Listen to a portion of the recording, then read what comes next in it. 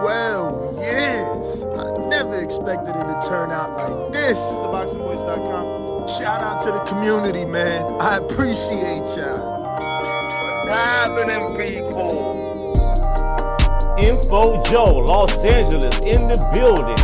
Adrian, the problem rolling, the man from the frozen tundra. Keem, straight out of Florida. Liz Lowe, Decatur, Georgia. You already know what it is. It's the Queen, Martha K, Detroit, stand up. David Maldonado, New York City. Yo, Nuts, don't cut me off, man. Don't cut me off. King Amina of Essex, catch me for them championship rounds. Big Super Mac, Plainview, Texas. Davidian in Buffalo. God bless you all. In Jesus' name. Without y'all, it ain't nothing. Without the callers, it ain't nothing, man. Bad Girl, TKO, San Diego, California. Big Fish, Vegas, Palm Beach, Florida. Intrigue, the Incredible, straight out the ATL. James Benitez, Huntsville, Alabama. It ain't hating, it's just the truth. Show Kid, Mount Vernon, New York, suckers. SDS Promotions. Coach Mide from London, UK. Checking in from Tennessee, it's Lethal James, P-A-Y-N-E. It's lethal. Line 6 Reed, just spreading that boots gospel. Beau from Bama, only in America. Well, I'm a true attestation to the American dream. King Born, Crown Heights, Brooklyn. You heard? 4 chicken wings and french fries, breakfast and champions. Let's get to it. JT, New Orleans, Louisiana. Stuff like that. Yo, TVV, this Coach J-Mac. New Orleans, Louisiana, 504, baby. What have you? C. Y. E. California. Like the video, subscribe to the channel, join YouTube members and Patreon for some. This is the #1 pound for pound and 2-division champion, Marvin the Tank Furman from Dallas, Texas. LV Sugler, from DC to Stunt City, Bomb Squad. Brandon Maurice, a.k.a. the AJ Trucking, straight out of Cincinnati, baby. Madbat 100, U.S. Virgin Islands. Chick Chickarelli, Hollywood, California. Louis Reyes, Boston, Mass. Yo, drop that SDS shit, This son. message was brought to you by SDS Promotions. The voice of the people, there is no equal. You can add Nestor Gibbs on Skype to be part of the conversation. ThaBoxingvoice.com. As I always say, please make sure you push the thumbs up. Share this in every episode of the Boxing Voice podcast. This is TBV for life. If you ain't on Patreon, that's because you're stupid.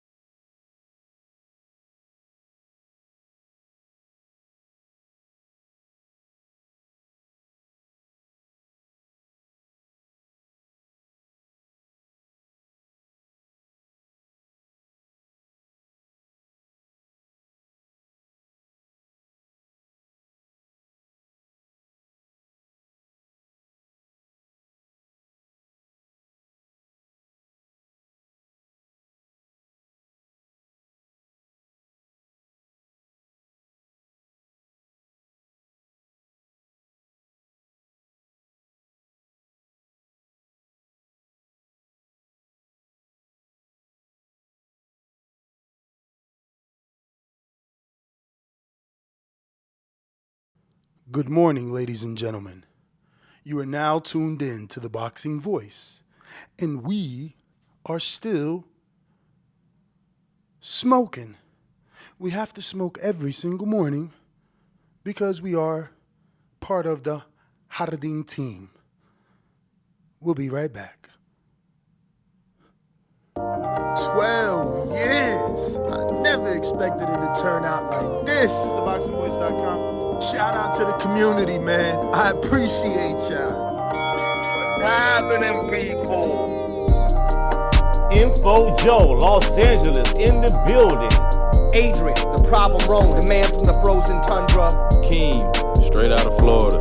Liz Lowe, Decatur, Georgia. You already know what it is. It's the Queen, Martha K, Detroit, stand up. David Maldonado, New York City. Yo, Nuss, don't cut me off, man. Don't cut me off. King Amin of Essex, catch me for them championship rounds.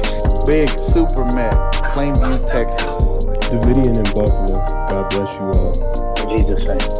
Outside ain't nothing. Without the callers, it ain't nothing, man. Bad Girl, TKO, San Diego, California.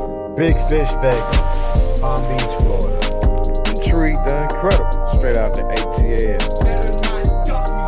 James Benitez, Huntsville, Alabama. It ain't hating, it's just the truth. Show Kid, Mount Vernon, New York, suckers. SDS Promotions. Coach Mide from London, UK.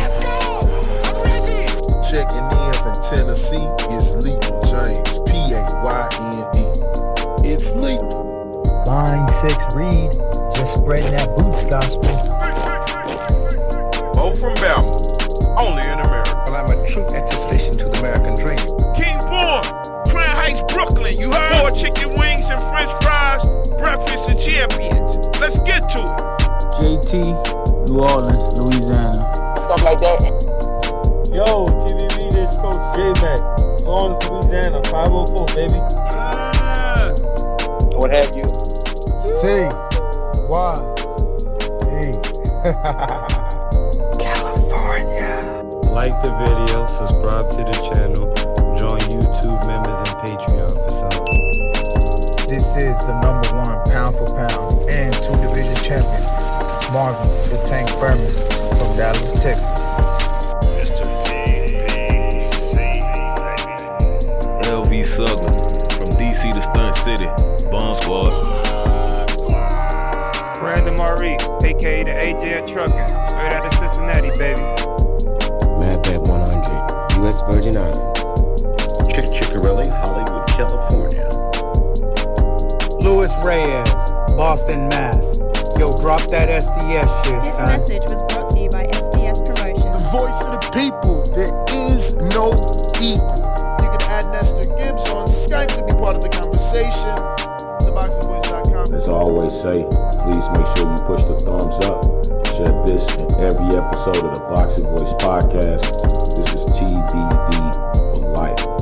If you ain't on Patreon, that's because you're stupid.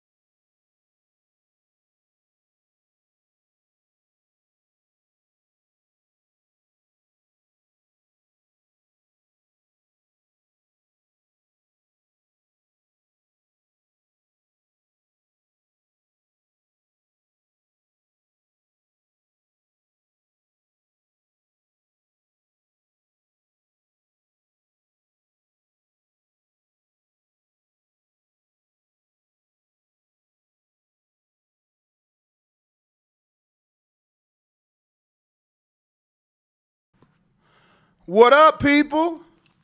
Buenos dias, buenos dias. We are back. It is the one, the only Nestor Gibbs. Find me on Instagram and Twitter at NestGTO. I will be joined alongside Daniel Alvarez in just a momento as we were actually on the rooftop getting right. So yeah, now we're back. What is up? What is up? Welcome back to everybody. Happy to have you. Happy to be here. Wait a minute.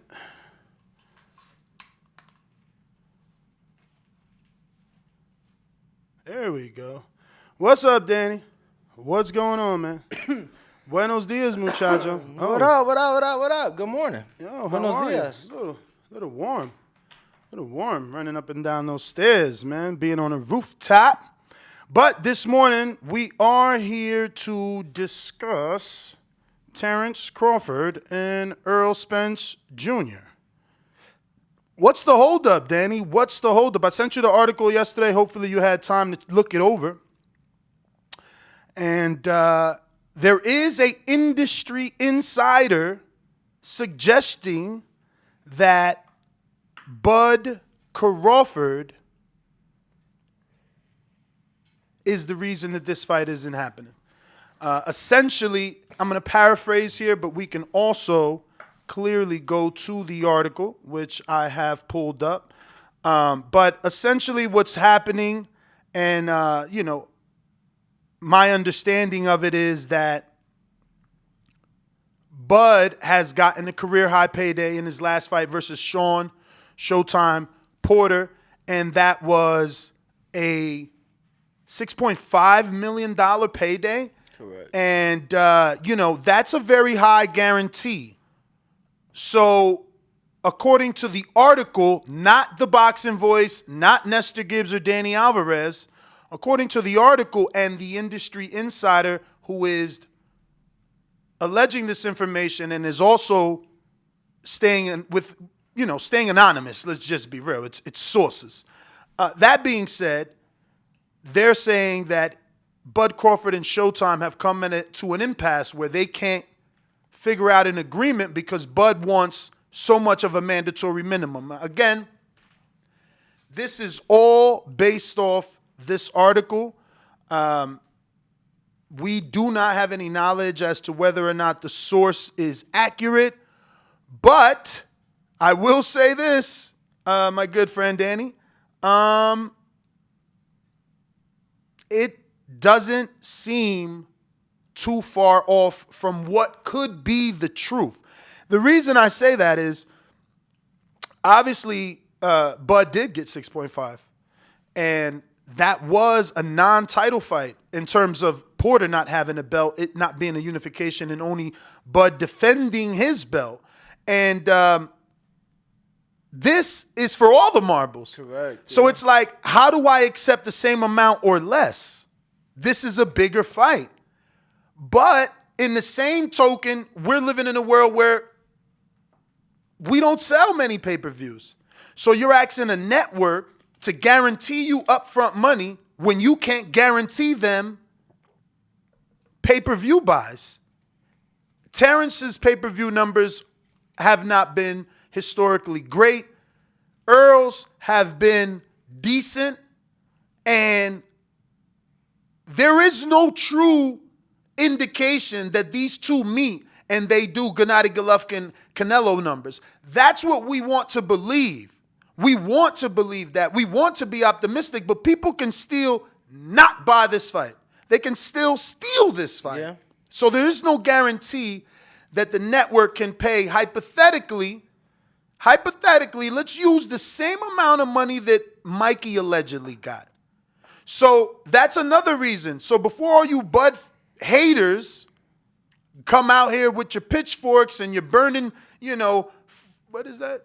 And they're like torches. Burning torches, trying to crucify the man. Understand that Mikey received $8 million to fight Earl for a non-title fight. Now, he's got a country. You see that? It was lit. He does bring a demographic and a certain fan base, but I mean, that was a title fight. Yeah, defense. Yeah, it was a title defense. And that's what I'm saying. And but Crawford, he got a $6.5 million defense.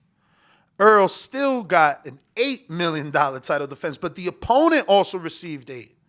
So it's something that needs to be considered, when you're thinking about this fight and the possibility of it getting made is, can it actually be done for a certain amount? Broner put it out there, and a lot of people like to believe what Broner said. I don't know that I believe it, but there always is some truth in everything that is said. So Broner indicated that PBC likes to give you the lowest mandatory minimums allowed and let you make your money off the back end on the pay-per-view buys. The article indicates that the network only receives 10% of those pay-per-views. So,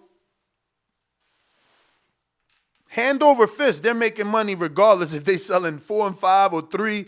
You know, it's a lot of millions of dollars when you factor in the mathematics, but can it cover? So we know what, 200,000, 225,000, something like 18 to 22 million. They can do that. They can do 200,000 with Bud and Earl, and I'm sure more. All right. But on the low end, they can do 200. But then let's imagine they only do 200. So all the money goes into their guarantees. Because if Bud ain't taking 6.5 or less, and Earl's been making 8, I mean, where the fuck are we at with this fight? How do we even get this fight? You know what I mean? It's gonna be interesting to see. But I have some quotes, but I do want to hear your takes on it before we get to the article. Yeah, no, I think it's definitely going to be an expensive fight. And, unfortunately, it's a fight that we all want to see. But on paper, like you said, Bud historically hasn't sold great pay-per-view numbers. Terrence, Errol, that is, Errol's done well. But regardless, it is a big risk, and I know both men are going to want to get paid, and they're going to want to get paid well. So that being said, if they want to get paid well, it's going to be hard. It's going to be hard to, guarantee them what they want to make and for it to still make business sense for the network, for the promoter, whoever that may be. So it'll be interesting to see. Definitely, obviously a fight that we all want, but I just think that at this point, they can't take much longer with it. Like, at this point, it got to happen. They need to finalize it soon. We're already halfway through July. They need time to promote that fight because, obviously, they're going to need it to sell well. They're going to need it to sell well, and they're going to need for that to pay the fighter. So it'll be interesting to see what they do, Ness. Bro, just sit your ass down, bro. We good. You fucked up the cameras. Come on. Oh, you cutting on the light. We good. Oof. Yeah, I know. Yeah, we haven't figured out that camera. I mean that TV. If you want to call Alex, nah. Go ahead. He did it with remote, though. Yeah, he just Googled the image. Really? Oh. That's the wrong image, too. It should be black, but yeah, nonetheless, let's get to the article. Some of this.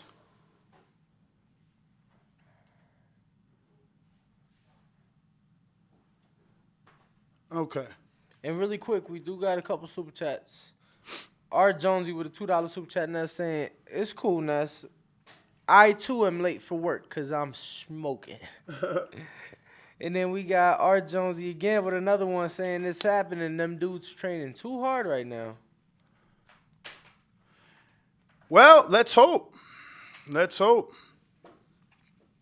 Well, getting into the article here, we'll go into today's article. Obviously, it is Spence versus Crawford. Have Bud and Showtime Sports reached an impasse? So, how possible is it? How possible is it?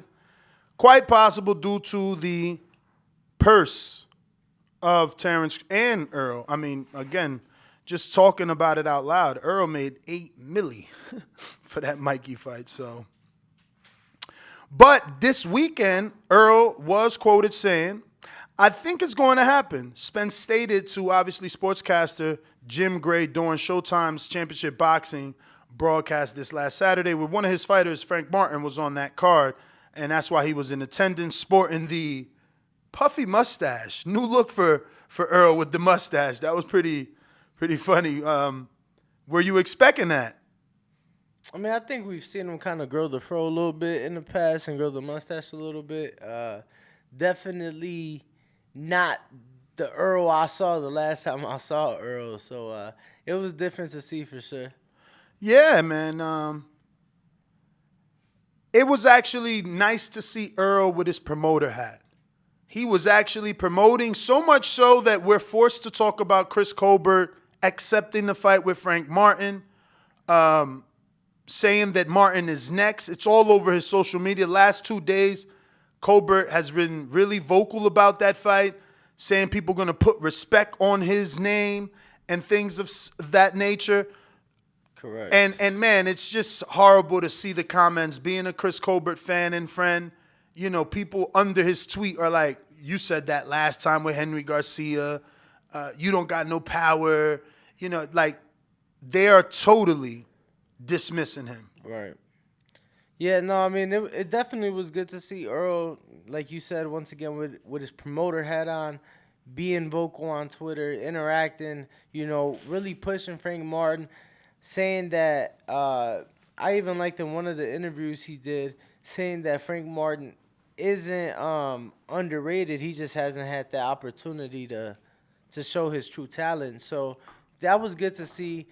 Look, man, he looks in shape. He's clearly been training. It's just a matter of them figuring this thing out because, like you said, it is going to be – both men are going to want a lot of money, but it's going to be hard to guarantee a lot up front. So it's going to be interesting to see what's to come in these next few weeks. Like I said, we're already halfway through July. You got to promote the fight. Mm-hmm. So you know, like, I don't know. Like I said, it'll be interesting to see what's to come these next few weeks because if we don't hear nothing the next few weeks, then might be shit out of luck.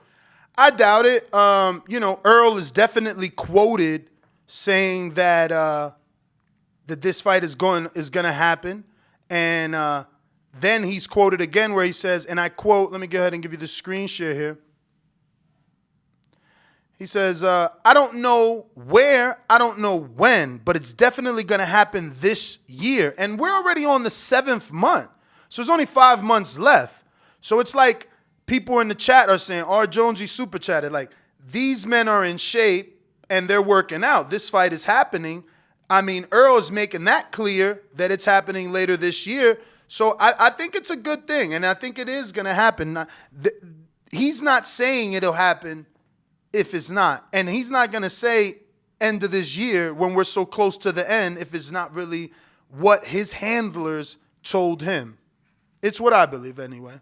Yeah, no. I'm just saying, you know, there's always 11th hour changes, you know. There's 11th hour changes, and it may be looking promising, and to me it was looking promising. But like I said, these next few weeks will be interesting because, like I said, you need to promote the fight, Nuss. They should be doing a 4 or 5 city media tour for that fight. They should be. You know what I'm saying? Yeah. I remember the Canelo Alvarez Mayweather 11 city ended up doing 10 press city days. I would love to see that come back. At least a 4 city. Do Dallas. Do what is it? Omaha, LA, and New York. Yeah. I mean, I'm in Vegas now. I think they got to come here. But there's nobody here. See, they don't trust Las Vegans as fight fans. They trust Las Vegas as a fight capital, meaning people will more than likely come here to watch a fight because there's more festivities and entertainment versus the actual locals being boxing fans. Correct. Which is stupid because they need to realize what we realized. This is a boxing state and people are always here in the boxing business. They're always here. They're training. They're doing power moves and business deals. This is where it's at if you're a boxer. So, you know, I mean, Top Rank has its headquarters here. It's not an office. It's the headquarters. So it's, you know, it is what it is.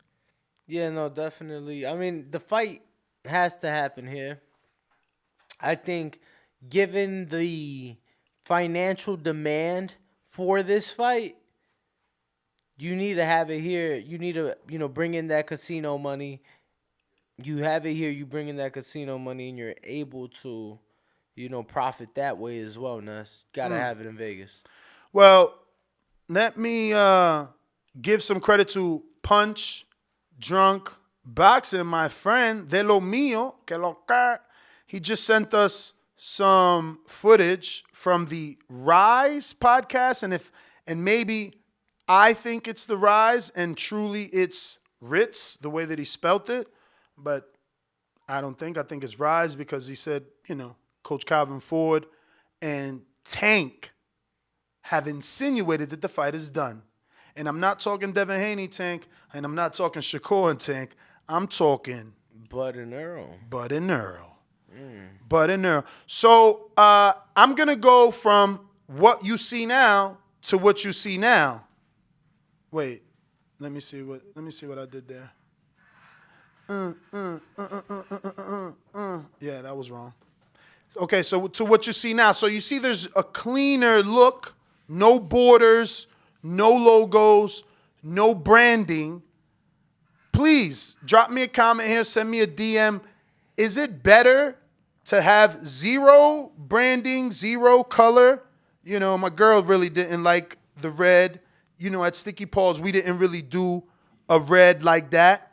At Sticky Paws, we might have had something like this at the top. That's about it. They kept it nice and clean and sleek. This is our call-in number that not yet is working until we, finish the studio completely. As you can see, we don't have everything running. My signs should be here, but someone fucking threw out the box with the power cord and the adapter and the dimmer and the fucking remote. So yeah, that's what happens when they got a fucking cleaning crew comes in the $15 million building to clean shit, and they're touching shit without asking. Now we got to leave sticky notes on shit. This is crazy. Shit. Sticky paws. But yeah, what do you think, Danny?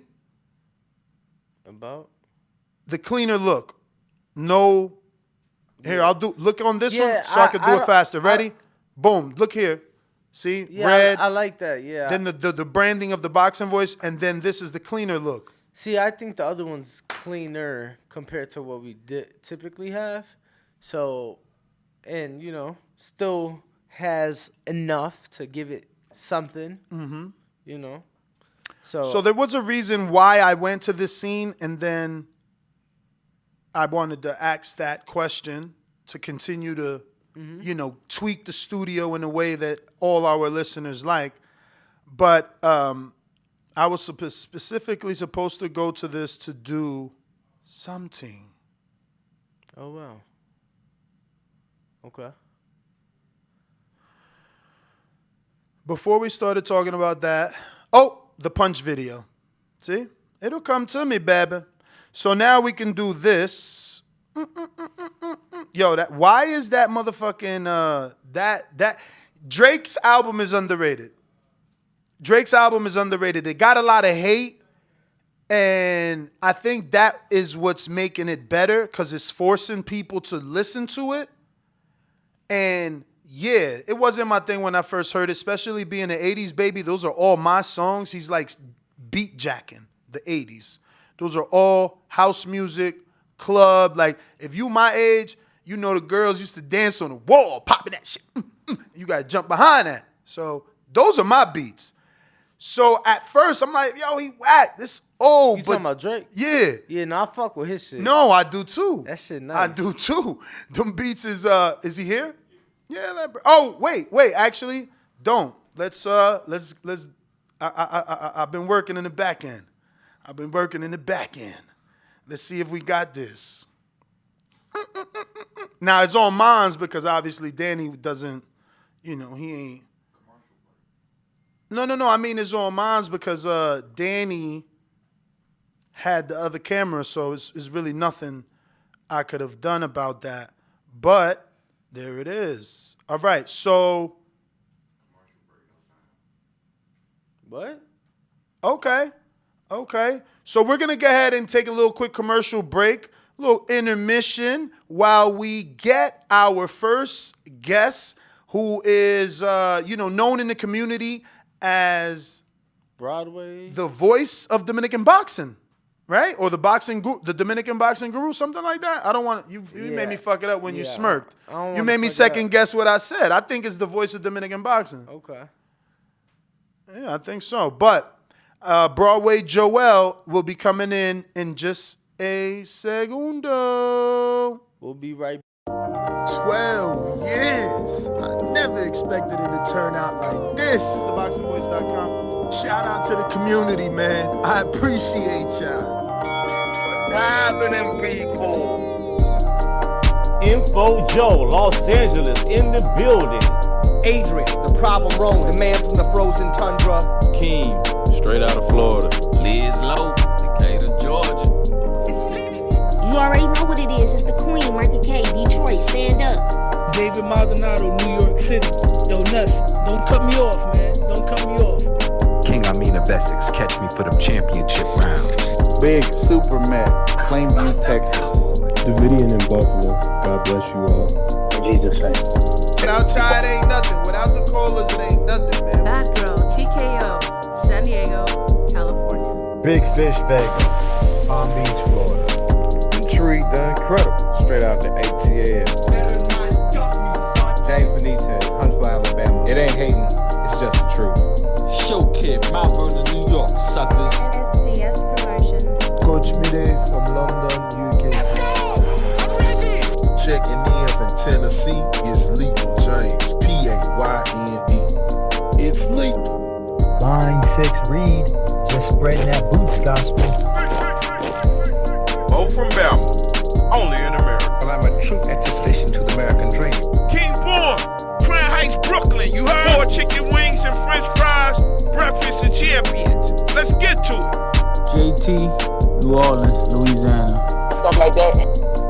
Yo, TVV, this Coach J-Mac. Lawrence, Louisiana, 504, baby. What have you? C. Y. E. Like the video, subscribe to the channel, join YouTube members and Patreon for some. This is the #1 pound for pound and 2 division champion, Marvin the Tank Furman from Dallas, Texas.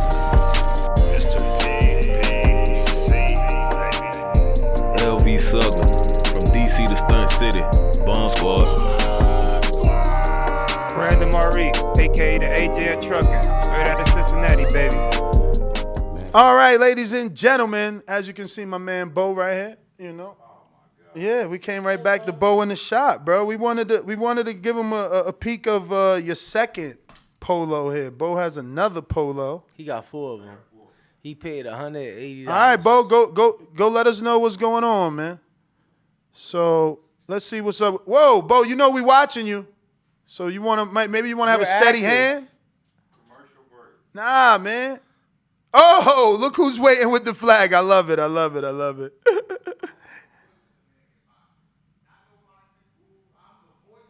Okay, so he's saying he is the voice of Dominican boxing. Oh, wow, he came with the 3-piece suit. I love it. This is what I'm talking about. Hey, de lo mío. And la bandera. You're going to have to leave that because, Danny was just saying how we about to watch Ryan Garcia versus Javier Fortuna in studio, and we don't even have a Dominican flag, and it's true, but ahí traíste una, ya. Bro, what's up with the suit? Bro, he's dressed to impress, man. I see. And listen, this is an audition. People are going to see him here. They're going to hear his voice and see how he performs behind the mic. My man looks the part. All you got to do now is perform. You look young, man. How are you again? I'm doing well. Talking to the mic. Yo. I need you to cut him in. Oh, yes. You got it, Beau. Go for it, baby. Yeah, man. They need to see how luxurious my hair is. They need to see how good this suit looks. Make sure. Hold on a minute. Let Beau go cut your mic on. I'm sorry. All right, no problem. But Danny, what, the suit shocked you? Yeah, I mean, I think first guest ever on our show with the suit. Tap that. Let's see if we're good. There you go. All right. You're alive. Yeah. Nah, I decided to come in the suit because I was like, I thought I was going to be the first YouTuber that came into the new studio. You are. But what he told me is that I'm the first guest to come in the new studio. You are. I wasn't letting guests come in. Can we adjust this for him just so it's like try to have it centered in the center? All right, So you are the first guest that comes into the studio. Oh shit! So we got this light on the wrong side, and that's why you're the first guest because we wanted to.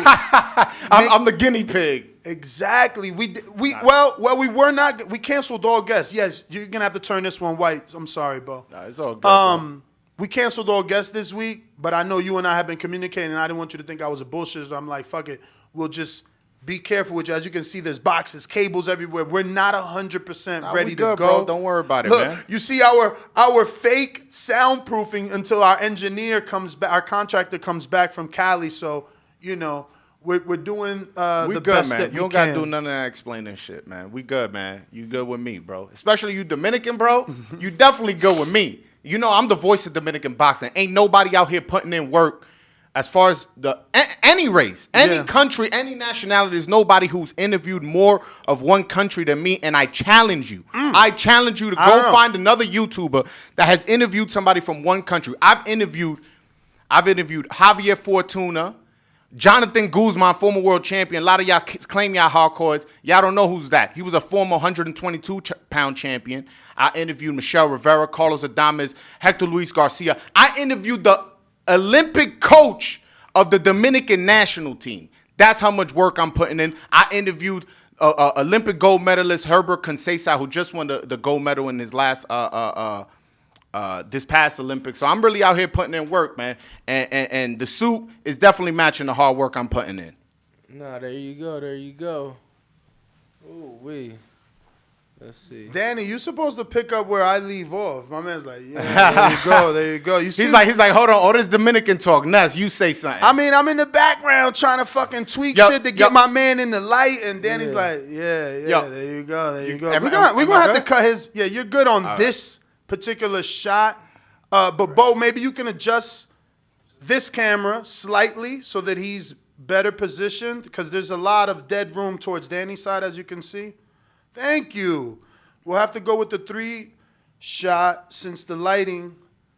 This fucking light, we need the clamp for the other good, bro. white This light. ain't gonna be the last time I'm here. Don't worry. No, I hope not, man. I hope not. It's not. How was your flight, man? My flight got delayed, but it's all good, man. You know, I came. I'm here, bro. I don't give a fuck about that flight. That shit's in the past. I'm not worried about the past. I'm worried about the future. Where'd you travel from? New York? New York City. Okay. Yeah. Born and raised? Born and raised, Brooklyn, New York.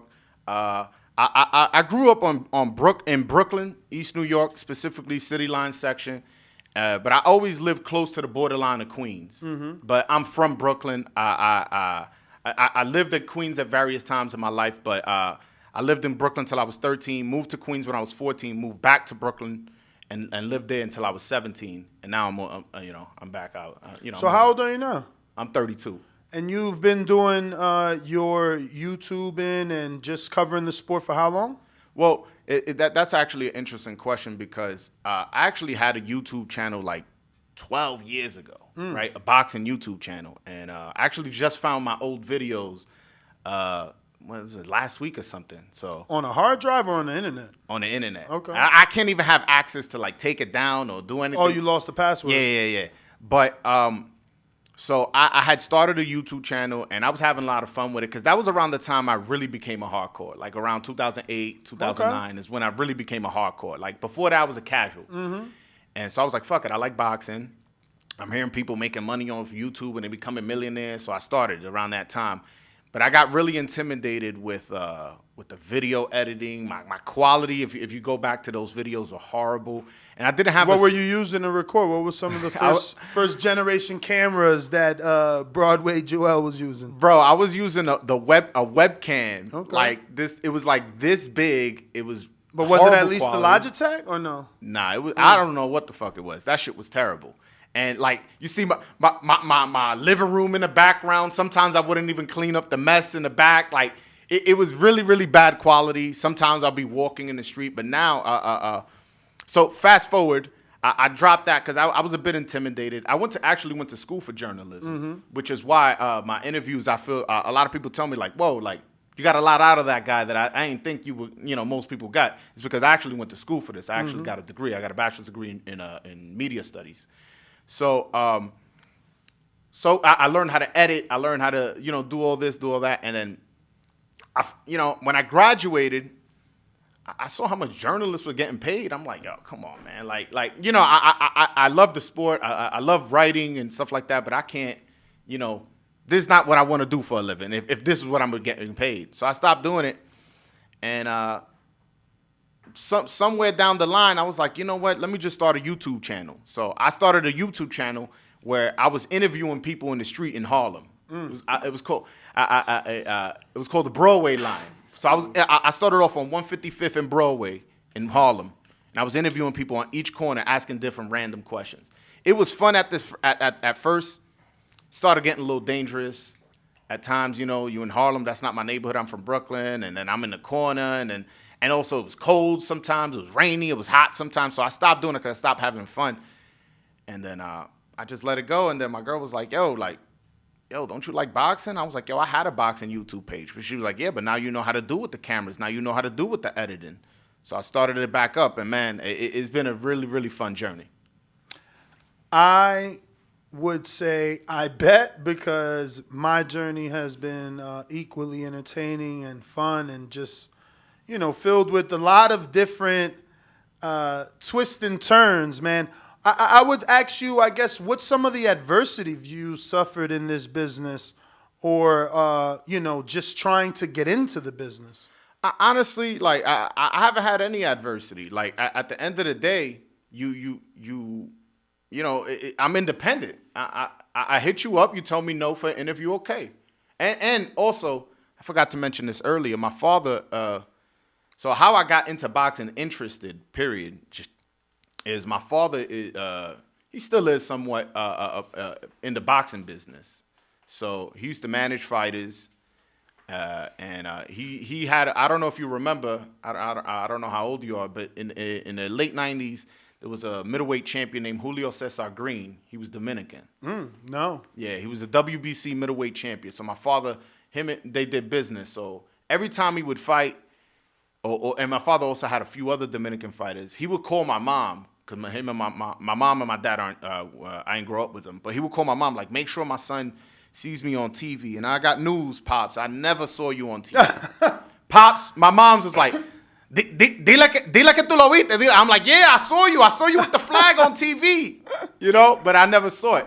But I actually got into boxing because of my mother. Oh, how? So my mother got put on to boxing because of my father when they were together. So my mom, in the 80s, man, she tells me about Camacho. She tells me about Tyson. She tells me about Chavez. And she was telling me about all these boxers as I was growing up, but I was a kid. And the first fight I can remember, I'm sure I saw fights before that, but the first fight I can remember is Ike Corte versus Oscar De La Hoya. And that's when I became a casual. I started watching every little fight every now and then, and so on and so forth. I remember vividly watching Hopkins, Trinidad, and Mosley, Oscar, both fights. I remember seeing both fights. And from there, that's when my interest, where I was watching boxing on my own. And then, again, once that Pacquiao-Mayweather thing started brewing up, that's when I became a hardcore. And that's when I started following the sport day to day. And, I started looking at old fights and learning my history and stuff like that. Nah, I hear you, man. I'm just having a hell of a time trying to situate this light for you. I fucking hate that it's that You want to dark. take a break? No, but that's good. All right. And open the flaps to see. All right. If I could just make one request. Can I get a bottle of water, man? Yes. We in Vegas, brother. I'm in a suit, you know? know? We got you. It's just we only have one Beau, and I need him to put some light on it, man. I know your peoples are watching, and I don't want them, oh, why was it so dark? Mi hijo, no te podía ver los ojos. And it's like, damn. Yeah. So, yeah. But we will get you a water in just a second if once Beau stops running around, because he is doing a bunch of things. But look, there it is. He's got his water, ladies and gents. So I think, Danny, you had an interaction with Joel on the Twitter space with Knockouts with Nika and shit. And that's where you guys got to meet. And I think the first, this is gonna sound bad because no, guys, the first time I think is your Michel Rivera, which is very recent, and I'm embarrassed to say that's what put you on my radar. I think that's the first piece of your content that made it to my timeline. It's all good. I've only been boxing YouTubing for like about a year. Oh, okay. So that's a good thing then. Yeah, because that was a few months ago. Yeah, I'm out here putting work. I've had on Jake Donovan. I got really connections. Like, I reported that Alberto Puello and Hector Luis Garcia are both going to be fighting for the world title before Keith Idec, before all these people. So, like, I was on the Twitter space, and I have a relationship with one of the guys from PBC. I'm not going to mention his name. But he was like, well, you know, that the fight's not official, this, that, and the third. Because originally in the Twitter space, they were talking about Brona. I'm focusing on Dominicans, you know. So I was like, well, I don't know about Brona, but I know those Dominicans are fighting August 20th in Hollywood, Florida. I know that for a fact. And he kind of just stopped and was like, oh, like he knows something. You know? Like, I reported it. So wait, which Dominicans are fighting August 20th in Florida? So because that's so funny. I'm already booked for Florida. No, yeah, remember Albert Puello? So he's on the co-main. That's right. That's right. And but I thought he said, Hector Garcia's on it too? Hector Luis Garcia is fighting Roger Gutierrez for the 130-pound WBA on the same strap. card. On the same card. Oh, so wow. if they both win, that would be the biggest day in Dominican boxing history. Two Dominicans. Whoa. Yes. Whoa. Yes. Two Dominicans becoming world champion on the same day. What's a bigger moment than that? But how are you going to say? What's a bigger moment than that? I mean, Jason Rosario becoming unified. 3 belts on one fighter. No, that was 2 belts. 3. That was 2. 3. Go ahead. Check. IBO, papi. Come on. Aquí se respeta. IBO. Listen, we need less belts. You trying to count a 5th belt? No, I'm not counting IBO. I'm going to tell you why. Have you ever heard of a fighter named Sebastian Formella? I have. Okay. Have you ever heard of a fighter named Thulani Mbenge? I have. All right. And the only reason we know him is why? Because they had the IBO. The IBO got Mbenge or Thulani, which is more recognizable to people on mainstream. Yeah. That turned into a fight with Formella. Formella beat him. That turned into a fight with Porter. Porter beat him. Formella ended up fighting Conor Benn. So, yeah, even Boots. Boots and Van Heerden. Boots and Van Heerden was for the IBO. Boots don't got the IBO because Van Heerden, the headbutt. So, believe me, certain fighters need certain belts. Just like, I'm sure your boy Arthur Puello, you could tell us better than me how many fucking WBA regionals he said, how many NABFs or NABCs or how many of those Is Canelo undisputed at 168? Yeah. But he don't have the IBO. That's okay. But is it a belt or is it not? Because if you undisputed, that means you got all belts. Did Vlad have it? Vladimir Klitschko? Yes. How about Vic Darchinyan? How about Floyd Mayweather? How about Chris Eubank Jr.? How about Manny Pacquiao? Yeah, they all. I mean, everyone in boxing has had the IBO. Along with the other belts. When you see AJ like this, what belts he got? Or Usyk, what belts he got? Honestly, in Europe, that's a big belt. Well, whatever. South Africa. All right, we're veering off the conversation. Point is, you got 2 Dominican fighters fighting August 20th on the same day. To me, I still don't see how that's bigger than one man being unified. You're giving credit to 2 men separately getting 1 belt when one man got multiple belts, so we don't keep arguing. And he did the unthinkable. He beat someone he wasn't supposed to beat. Okay, how about this? You as a Dominican fan, you sat down and you watched the Jason Rosario get the stoppage against shit. Have we J-Rock. Okay, Beau's taking care of it. Thank you, Beau. I'm so sorry. I mean, I'm into my conversation. Yeah, let's say you watch a Jason Rosario fight and you saw him get the knockout, and you Dominican, and you specifically, hold on. Let me not disrespect the flag. I'm the voice of Dominican boxing. I got to be showing that old times. I hear you. But you know, you got excited. You got the knockout. You were cheering. Blah blah blah. All right.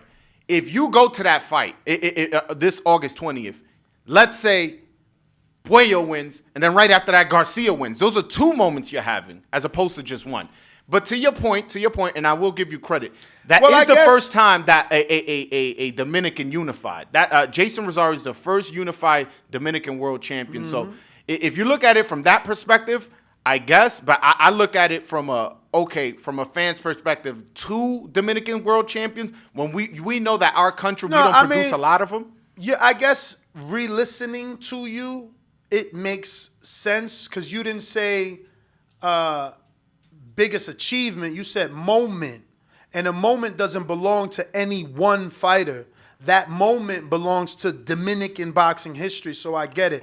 But when we're talking about fighters and accomplishments, unfortunately, and yes, I use the word unfortunately because Jason Rosario just didn't live up to the hype. But yeah, he's the most accomplished Dominican. I would love it to be Joan Guzman, but it's not. No, I want to correct myself. Jason Rosario is the second unified champion. The first unified champion is a guy you may not even be aware of. He was a lightweight champion named Carlos Cruz. He was actually undisputed. This is in the two belt era. He cheating. He going all the way back to when it was only two. He called him undisputed for having 2 belts, but he won't respect Rosario for being unified with 2 belts. But bro, I don't make the rules. In his mind, the IBO wasn't a belt. He was in lineal. All right, so but hold on. Look who he beat. Look who he beat to get those 2 belts. He beat Carlos Ortiz, one of the greatest Puerto Rican boxers of all time, dropped them in the first round. You giving the world a side view, FYI. That's your camera. Oh, all right. My bad. So, he beat a Hall of Fame in Carlos Ortiz, a Puerto Rican, and then in his next fight, beat another Hall of Famer, a Mexican guy named Mando Ramos. So I want to say that probably was the biggest moment. It was undisputed. It was unified as well. The first time unified. Was it on television? But they didn't have televisions. It was in the Dominican Republic. Exactly. And look, it was in the Dominican Republic. And I'm of the mindset that like my generation's better. I don't want to hear about all that old shit that we don't even know. We talk about moments though. We gotta find it and like, is there footage? I don't even know those dudes. Right. Can we get YouTube on them? Probably not. Oh my God! So it's a book. My man got a little diary from Trujillo or something? Bro, I'm the Dominican boxing encyclopedia, bro. So any questions you got, just fire them away. If you think of a Dominican, I got some questions. Go ahead, brother. What's up with Carlos Adames? No. I see what's up with him. Well, I don't because I haven't seen him in a minute. But when he was here, we were seeing him. Oh no. I know who his next fighter is and when his next fight and who his next fighter. Okay, well let's go. Let's get to it. He's fighting September 25th. Juan Montiel. Yeah. He told us that. Yeah. Jamal Charlo's former opponent. He told us that. Yes, he's fighting him. I forgot all about that. And I think that's a good fight because he says Charlo ducked him. He says Charlo could have fought him instead of Selecki. Duck is a strong word, but that is true. That is true. Once that fight with Munguia fell out, and I'm not gonna say he ducking Adames if he would have fought Munguia. That would be silly for me to say. But I'm definitely not gonna say that Selecki is a better fighter than Adames or like it. I think Adames believes in his power too much. Watching him spar, because I've watched him fight, but watching him spar, I think he believes in that power too much. His conditioning. I think he needs to work on his conditioning. You ain't lying. He's actually a good boxer, which I feel like. I don't know about boxer. He's more of a pressure fighter for sure. No, I meant like boxer as in like a sportsman. Like IQ. You know? Okay. Yeah, like he actually knows how to fight. Like he's not in there just throwing wild punches.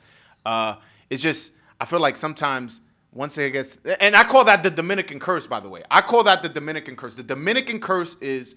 You start off 4 or 5 rounds strong. Maybe you won the first 4 or 5 rounds, and then you get tired. That's the Dominican curse. Mm-hmm. Well, it's funny you say that because they know on this channel. I've been saying that for 10. Like I don't put money on Dominican fighters. I don't bet on Dominican fighters, and I don't even pick Dominican fighters to fucking win because none of them train. Like real fighters. That's changing, bro. None of them. That's changing. I've been in the gym with Michel Rivera, and I'll give him credit. Mm-hmm. He's probably the first, but believe me, I've seen people train way harder. And that's something that I say a lot. Like, I watch you train, man. I watch you train. How you hitting the bag is how you fight. Are you jumping rope? Are you running? You know, what are you doing after sparring? Are you just leaving? Right. You know what I'm saying? Are you sitting down? Are you immediately on the rope? Does your trainer got to tell all that shit? I'm on it. Mentally writing that shit down. I know who the fuck you are by the time you get in the ring. Don't let me in your gym because I know who you are. And I don't trust Dominicans. I don't trust Dominicans. Listen, that's not an unreasonable take, but what I will say is, you mentioned Michel Rivera. As you can tell, I'm very connected in that area, in that space, as far as Dominican boxing. And anytime I'm in a circle, whether it be managers, boxers, or whatever, they all tell me, nah, that kid Michel Rivera works hard. But when I spoke to Michel Rivera, he told me he has 3 trainers. He ain't ready for 10. Yeah, 3 trainers. They taking his money. That's another thing. They horrible businessmen. Tanto maldito tigueraje y di que saben, and they always getting got. No. When I mean 3 trainers, he has a boxing trainer, he has a strength and conditioning coach, and then he has a therapist, like a guy who works. You don't have to convince me of him because I've been to the gym and I understand his trainer's mindset. For those that don't know, Herman Caicedo has a fucking baby compound, because it ain't a compound. It's a garage inside another parking lot that's full of garages. And his is converted into a gym. Inside of that small space, they've made 7 or 8 other 10 by 10 jailhouse rooms where those fighters live. Wow. So hungry fighters like Michel come from DR and live in a 10 by 10. Other fighters like Jason Rosario came from DR, lived in that same 10 by 10, and we could find Snickers under the bed. So it's who you are. You know what I mean? Who you are is what you're going to do. Jason Rosario. I also interviewed, I actually had an in-person interview with Samson Lukowicz. He going to hate me for that, but this is truth. No. And I'm going to add context to what you said. So when I interviewed Samson, he said that Jason Rosario, in between fights, like he would make weight 154, that he would blow up to 200 pounds. That's what Samson Lukowicz said on my channel. This is not me spreading rumors. This is not me outing him. This is something he said on camera on my channel. And if you guys don't believe me, you guys could go check that out. So Punch, I've heard that. Punch said, dile a ese tigre que el mejor momento en Dominican boxing fue cuando Phyllis Díaz ganó el oro en China. ¿Quién vio esa vaina? Yo, but it's funny. You kill his argument with the same shit I killed yours. Like, is it on TV? No. Is it on YouTube? No. Like, who watched that shit? No, but that's different. If some guy comes undisputed, beating a Hall of Famer, and then in his next fight beats another Hall of Famer, that's totally different than you winning a gold medal and then never become a world champion in your career. Like, I disagree with Punch. But as far as the Dominican I'm highest on, and I know you may disagree, because is actually Elvis Rodriguez, who already has a loss. I don't hold that loss too much against him. I don't hold that loss too much against him. Kenneth Sim is a really, really good fighter. Had a very extensive amateur career. And again, Kenneth Sims arguably didn't get a draw to Samuel Till, already beat Montana Love. No, he had a draw with Montana Love. And that's what I'm saying. Oh, you felt like he won. Exactly. Okay. And I think he has a draw to Samuel Till that he shouldn't have either. Yeah. So, like, people want to make he lost to this guy. It's like, yeah, but who the fuck is this guy? Can he fight? Is he a good fighter? Yeah, Kenneth Sim's a good fighter. He's going to beat a lot of guys. You know, it's all right. And I'm glad he took that L early, so now he could take it a little bit more serious. And if you've seen in his last 2 fights, he's been nothing but spectacular in his last 2 fights. Knocked out an undefeated Mexican Olympian. And then in his next fight, knocked out, what's his name? Forget his name. Campos from Argentina. Yeah, you know, sometimes. My mic on? Yeah. You know, sometimes them Chicago boys just too much, you know. When was the last Chicago champion you had? Man, Jessica McCaskill was undisputed last I checked. When's the last male champion? Male champ. Usyk. Yeah. I say that because he fought over there once or twice, and he's got the Ukrainian fan base. They use that for Poland and for you. Let me tell you, the first fight they had in Chicago, Eddie did. He brought out the Polish community, right? Because Big Baby fought Adamek, but that was co-main event. As soon as Adamek got fucking stretched in like the 2nd or 3rd round, the arena was fucking empty for them. Bro, it was sad because I thought the Mexicans would show out for fucking for Jesse Vargas. Like, I'm like, yeah, they'll come out, bro. Those Polish people, man. I remember when Thomas Adamek used to fight in New Jersey. Yo, they come out deep. He would be fighting he would be fighting a plumber. Some guy from Local 37. But wait, didn't he fight Steve Cunningham and I was there. I was there for one of them. When Glowacki fought Cunningham or someone, I was there for one of the Adamek fights. He did bring him out, man. He had a really big fan base. And he trained, you know what, in North Bergen. Oh, so and that gym that used to be, that gym that used to be like it was like a whole gym, huge, 2 floors, bro, boxing only. Like it was like treadmills and boxing bags on the second floor and gym rings on the first floor. But literally, as part of the building, a wall dividing it with a glass wall with a door that's also glass, a fucking bakery. Like attached to it. Nobody making weight in that. Hold on, mad pastries and everything. Yeah. Yo, my man picking up. Actually, the name just came to me. It was formerly called Global Boxing. A bakery attached to it, not next door. It was part. It's like the same owner had multiple businesses. It was fucking insane. That's hilarious. Yeah, that's funny. Mm-hmm. Yeah, man. Shout out to Beau, figured everything out. Again, this is our first week in this new building, and you know we gotta get the tweaks right and then understand everything. But it is turning out to be a great show. Shout out Broadway Joel for joining us. We got over 622 watches, so if you haven't already done so, hit that thumbs up, hit that subscribe, click that notification bell. Joel, where can they find you? Because we need to subscribe to your channel. I'm trying to get to 1,000 subscribers. What? I don't even have 1,000, and I put in so much work. Y'all heard interviews I mentioned. Go to my channel, hit that subscribe button. I got a lot of dope content. I have also a show called The Official Scorecard where that sounds good. What's that about? So I actually want you on the show one day, and I'm gonna hold you to it. And you let's too. do it. Matter of fact, I want both of y'all on the same show. So basically, the official scorecard is we watch a fight. So let's say we watch a fight on the laptop, on the television, and we score along as the fight goes on. And live, but we don't show the fight, obviously.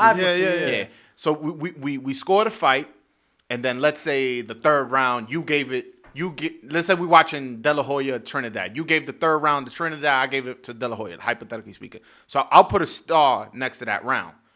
And then as the fight continues, and let's say we get to the 12th round, there's 3 rounds that we disagreed on. It could be 2 disagree, 3 disagree, or whatever the disagreement is, we'll go back to it and we'll rescore the round. Mm-hmm. And then we'll reassess and go, is this a round that you can see going the other way, or did you just make a mistake and you correct it? It's happened with me. So far, I've done Andre Ward versus Kovalev 1. And you scored it for Ward after rewatching it. I did. A lot of people said that. See, when you first watch that fight, you fall more into Ward's reaction and you believe his body language that because he was surprised, he didn't win the fight. But if you rewatch it, he lands the way better shots. Yeah, and just to be clear, I had Ward winning when I watched the fight as well. So I also rescored Canelo Triple G2, and I rescored Leonard Duran 1. Canelo Triple G2? Yes. Talk to me. What that look like? So that's a fight that I scored a draw. Yeah. But a lot of my co-hosts had it 7-5 Canelo. Nah. You kidding me? Yeah, bro. We only need 27 people. My man is at 973. Can we get 27 of y'all that are watching right now to just stop what you're doing, go to Broadway Joel and subscribe? I gotta always remind you guys. I always gotta remind you guys that he doesn't even start to make money until he gets to 1,000. You know what I mean? That's when they consider him. After that, they have to then evaluate and see did he get to his 4,000 watch hours. Which I got. Okay. I got that. There you go. So all he needs is for us to get him 27 more subscribers, put him where he belongs. I'm actually grabbing my phone, and I'm about to do it right now from TBV. Oh, I'm disappointed in you, Ness. You're not subscribed already? I probably am. Let's look. We about to find out. Because I did watch that Michelle interview. Yeah. What you think about it? It was good. I like him. You know what I'm saying? And I like what you're doing. Someone needs to put the attention on Dominican boxers. Hopefully, all 3 devices. Hopefully, I can learn something from the interviews you do because I'm very dismissive. It's been 11 to 12 years doing this shit and them dudes letting me down. Let me tell you something. Oh, no. No, that's fair. Joel, let me tell you. He got somebody that for the last month has been harassing him. No, I gotta actually. I can play it. Javier Fortuna, he gonna surprise the world, Poppy. I would play it Bro. actually, but my man curses hella like so much that, you know. You're not trying to get demonetized. Nah. Listen, I'm if you Dominican and you watching this and you come to my channel. Oh, that's it. He only need. It looks like 3 more people. No, he hit it 1K. There you go. Damn, that's quick. Yo, shout out to TBV, man. Nah, there man, you go. Oh, I thought he was giving me a fist bump. Nah, they gotta work here in case you need to look at your comments or your phones or your notifications because you on the show. Yeah. You know? But, man, I'm glad that my community and everybody watching was able to get them there. You guys got to understand, you know, we're taking risks. I know some of you don't care. Some of you are like, oh, well, get another job. Cool. This is called following your passion. He's taking the risk, and, you know, by getting him to that 1,000 subscribers, he can actually start to monetize and realize whether or not this is something he wants to continue to do. Is it going to be full-time? Is it going to be a hobby? And it costs you absolutely nothing to subscribe. Absolutely. You know? And I just want to say something for the people watching. You're not successful when you make it, quote unquote, when you start making money and when you're rich and when you're living off of it. You become successful when you're pursuing what you want legitimately. As soon as you start pursuing it and you're legitimately pursuing it, that's when you become successful. I'm already a success. It's just a matter of having more success monetarily, more success, you know, viewership wise, but I'm already successful, and that's why I'm carrying myself, and that's why I got this suit, and I'm looking luxurious in this. You are first person in this studio. Mistakes like this don't just happen, man. So I'm definitely gonna be making noise on this YouTube boxing game, and my channel's gonna grow a lot faster than people think. So let's get into this weekend's prediction. Are you here all weekend? Nah, I leave on Thursday. Damn. But I could have joined us for the watch party. We'd have did what you call scorecard and what Joe Rogan calls fight companion. Yeah. We call live watch party or some shit. I don't do that. I have done it live, but the official scorecard is usually controversial fights. But I also have another show I forgot to mention. Yeah, we call that film study, where we go back and watch older fights that have happened and rescore them. Live? Yeah. Oh, okay. I never seen it. All right, I gotta check it out. But I also have a show that's called Good Stoppage, Bad Stoppage. So we've only done one episode. It's new. We did. That's a great concept, though. I can imagine finding some good controversial stoppages. Yeah, it's been a minute though, but we did with our first and only episode. We did Julio Cesar Chavez versus Meldrick Taylor 1, and as you guys remember, I see he's a wordsmith. He was slick. You see how he changed subjects? Ryan Garcia, Javier Fortuna. I just wanted to promote my channel. I just gained 30-something subscribers. I need to know what they expect. They about to unsubscribe if you saying you picking Fortuna. Nah. Listen. I'm realistic with mine. You gained more than that. Let me tell you, you probably gained 50, 60 because that's what's up. You already, yeah. Nah, and with the content, I'm gonna be dropping. They're gonna share with their friends. Yeah, it says 1.4. Shout out to TBV. Let's get it. But let me answer your question. So for the people the new subscribers, when you come to my channel, I'm Dominican. I'm gonna support. I'm gonna love you. I'm gonna give you interviews, but I'm gonna be realistic.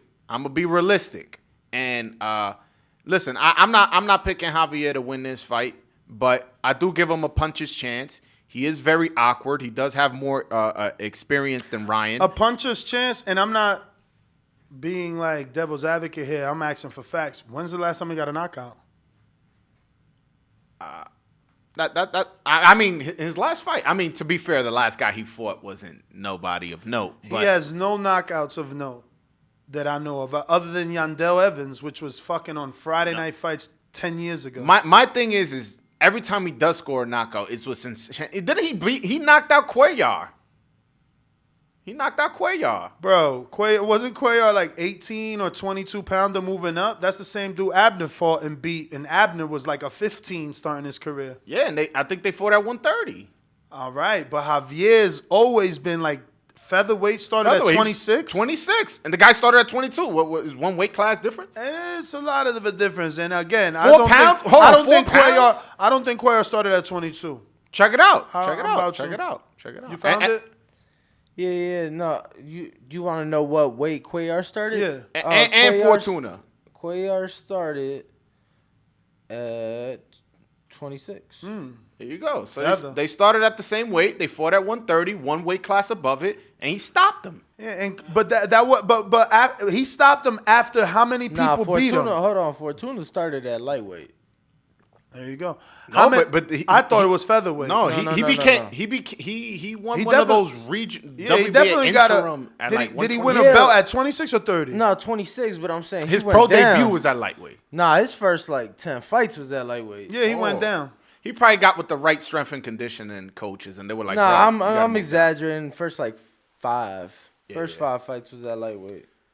But either way, that I feel like that's a somewhat notable KO. And again, he's very awkward. And if we've seen, he's awkward, but it's like we just said, he's lazy. He's not gonna throw enough punches. Like he gonna be there trying to do all this bullshit. I'm not gonna disagree with you. I'm picking Ryan, but if Luke Campbell could drop Ryan, I mean, I'm not gonna dismiss Fortuna dropping Ryan. Yeah, but Luke Campbell is a gold medalist.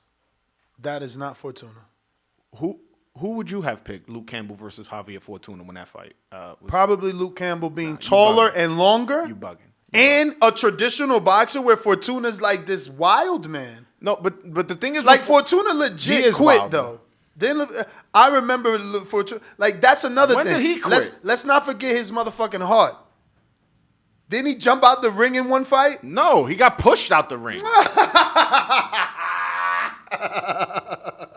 Yo, find tape, yo. Find tape. Find the tape. Find the tape. I bet you he could have. Yo, B-Hop got back in the ring when Joe Smith knocked him out the ring. That shit was like in the second round. What was there to quit about? Like you telling me he's taking a beating for 9 rounds and then fakes an injury. I get it.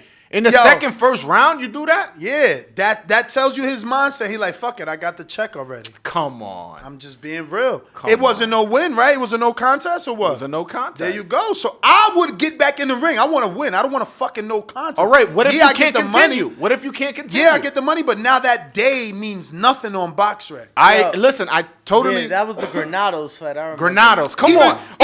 Even Granada, he been a tough fight for everybody. Yo, the only dude that walked through him was fucking Garcia. And that was later. Granados was what tough. Round was it? What round was it? Granados was tough. He was tough with Broner, where people thought he could have arguably won that fight. Granados was definitely tough with Conor Ben, where people thought he won that fight. He did not. Yo, he came to fucking run in that fight. He didn't come to win that fight. Box. Bro, knocked out Amir Imam, went the distance with fucking Sean Porter, and that was right after the Sean Porter fight. Yeah, he was Amir's upset win. He was Amir Imam's first win. That was going to be another Dominican getting beat by a Chicago guy, man. All right. Yo, Punch said Chicago versus Chicano, like Danny. No, you know. Now that I'm on this big platform, this is a fight I've been talking about on my channel that I would like to see. He called us a big platform. Nah, it is. It is. You guys got 150 something. It's a fight that I'm interested in stylistically, and you being from New Jersey, you know the significance of Puerto Rico versus DR. Is Subriel Matias versus Elvis Rodriguez. These are 2 knockout punches, both on the PBC side, both at 140. And right now, their trajectory, like I feel like Subriel Matias is a little bit more ahead in his career. He's about to fight for an IBF interim. So he's a little bit more ahead. And Elvis is still somewhat in prospect level. But I see the crossroads coming together at some point, and I picture that being a big fight, possibly in the Puerto Rican Day Parade or the Dominican Day Parade. And again, that's a fight that's going to be promoted. When's the Dominican Day Parade? It's August 14th, which is 6 days before the August 20th, the fight between Hector Luis Garcia and Roger Gutierrez and Alberto Poirier versus Akhmadov. Where the hell is the Dominican Parade? In New York. Never heard of that shit.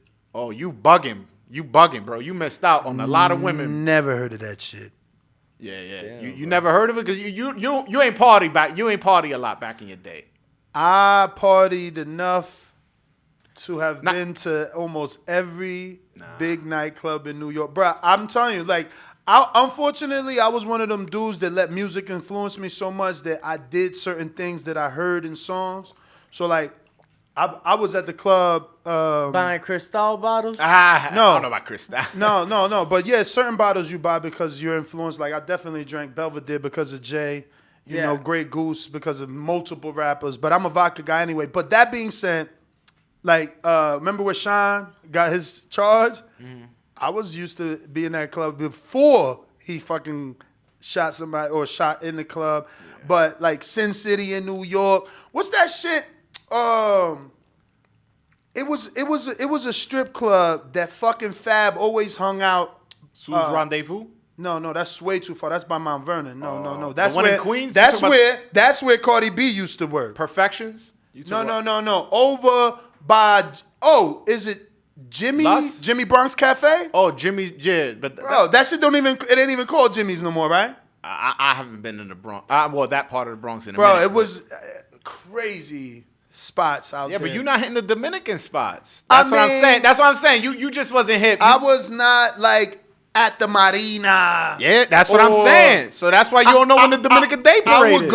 I would go to the Marina because you didn't need no Dominican parade. You knew if you wanted Caribbean women, you go to Dykeman. You know, on the weekend, you go to La Marina, you chilling. You gonna be there. You know, you gonna see everything. Hold on. Ballers gonna whip up on the boats. Ballers gonna whip up in their cars. I got an idea.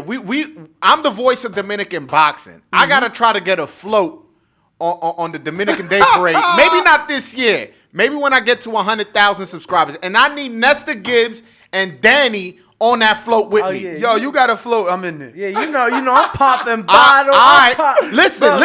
Hold on. Save this shit. And my shirt coming off. I promise you. Save this video right now. By next year, I'm going to try everything in my power to get a float, and I'm going to get these two gentlemen on the float with me as the voice of Dominican boxing. They got me here in their studio, they first guest. I'm going to try to do that for them, get them on the float. It's so funny. I never heard of the Dominican parade. Let me tell you, like, big Dominican things I've always heard is like the February. El 27 de febrero. Yeah, the Dia de Independencia, right? And then the other big thing is Diciembre. Like, everybody. If you Dominican from over there, because I'm born over there, if you from over there, you're trying to do everything in your power to go back to DR for December. I don't know why.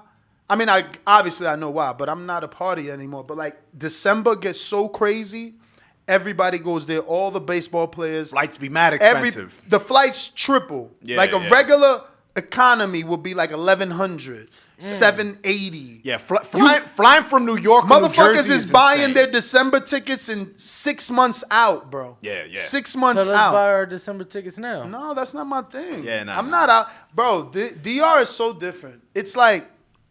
People wake up to just chill. Like, you wake up and, like, you know, whatever women in the house are making huge breakfasts, whatever men are already out in the Mercasina fucking shuffling dominoes, playing dominoes. It's like drinking cold brewskis at, like, 8 in the morning. Like, that's what they do. It's retirement, you know, like. You know what even though they're not retired. I'm also born and raised in America. I love DR, by the way. One thing that is very hard. I bet you he's from La Vega or Santiago. He's definitely from over there. Cibao. He's definitely from over there. And believe me, they act funny. I'm not saying him. I'm saying, bro, I brought a girl from San Pedro de Macorís. Okay. From San Pedro to his side of town, which is a good 2-hour drive. He already diagnosed me as one of them. Guys. No, not as one of them. No, he said. I just on know, his side of town. I just know because of the way he looks. Like, you don't get that hair and that color if you ain't from over there. Like, we come from the black side. Like, I'm from my father, where the baseball players is from. What's his name? David Ortiz. Like, we down You there. from San Pedro? Yeah. All right. We down there. So I bring this beautiful, thick, dark shorty to go club to Tribeca of all places in Santiago. I know where that at. My man told me I could come in. She couldn't. What? Promise you. And this was years ago. You know what I'm saying? I've been going to DR for mad long. This was like in my younger, single, balling years. I'm like, wow. I never heard. And they really didn't let her in. No, they don't like dark people up that way.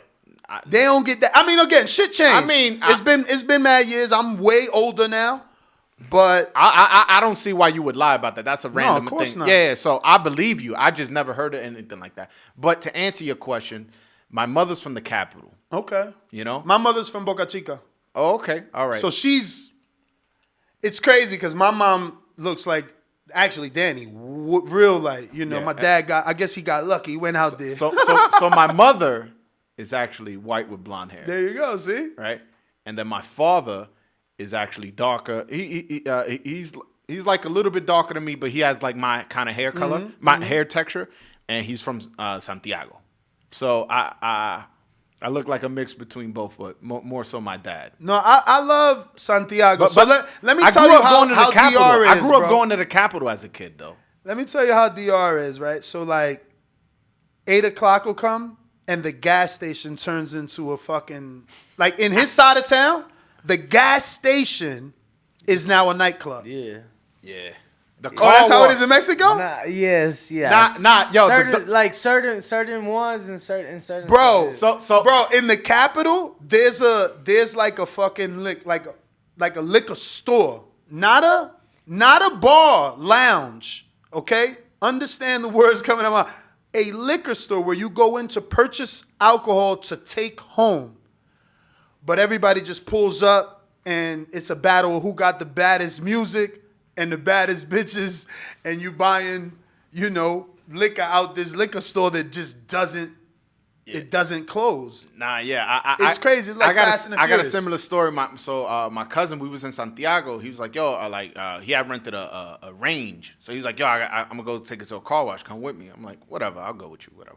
So we pull up to the car wash. And it's kind of like a car wash / like bar restaurant. Yep. So he's like, yo, want to get something to eat? I was like, all right, whatever, I'm here. Out the car wash. As they're washing his car, yo, and it be buffet style food.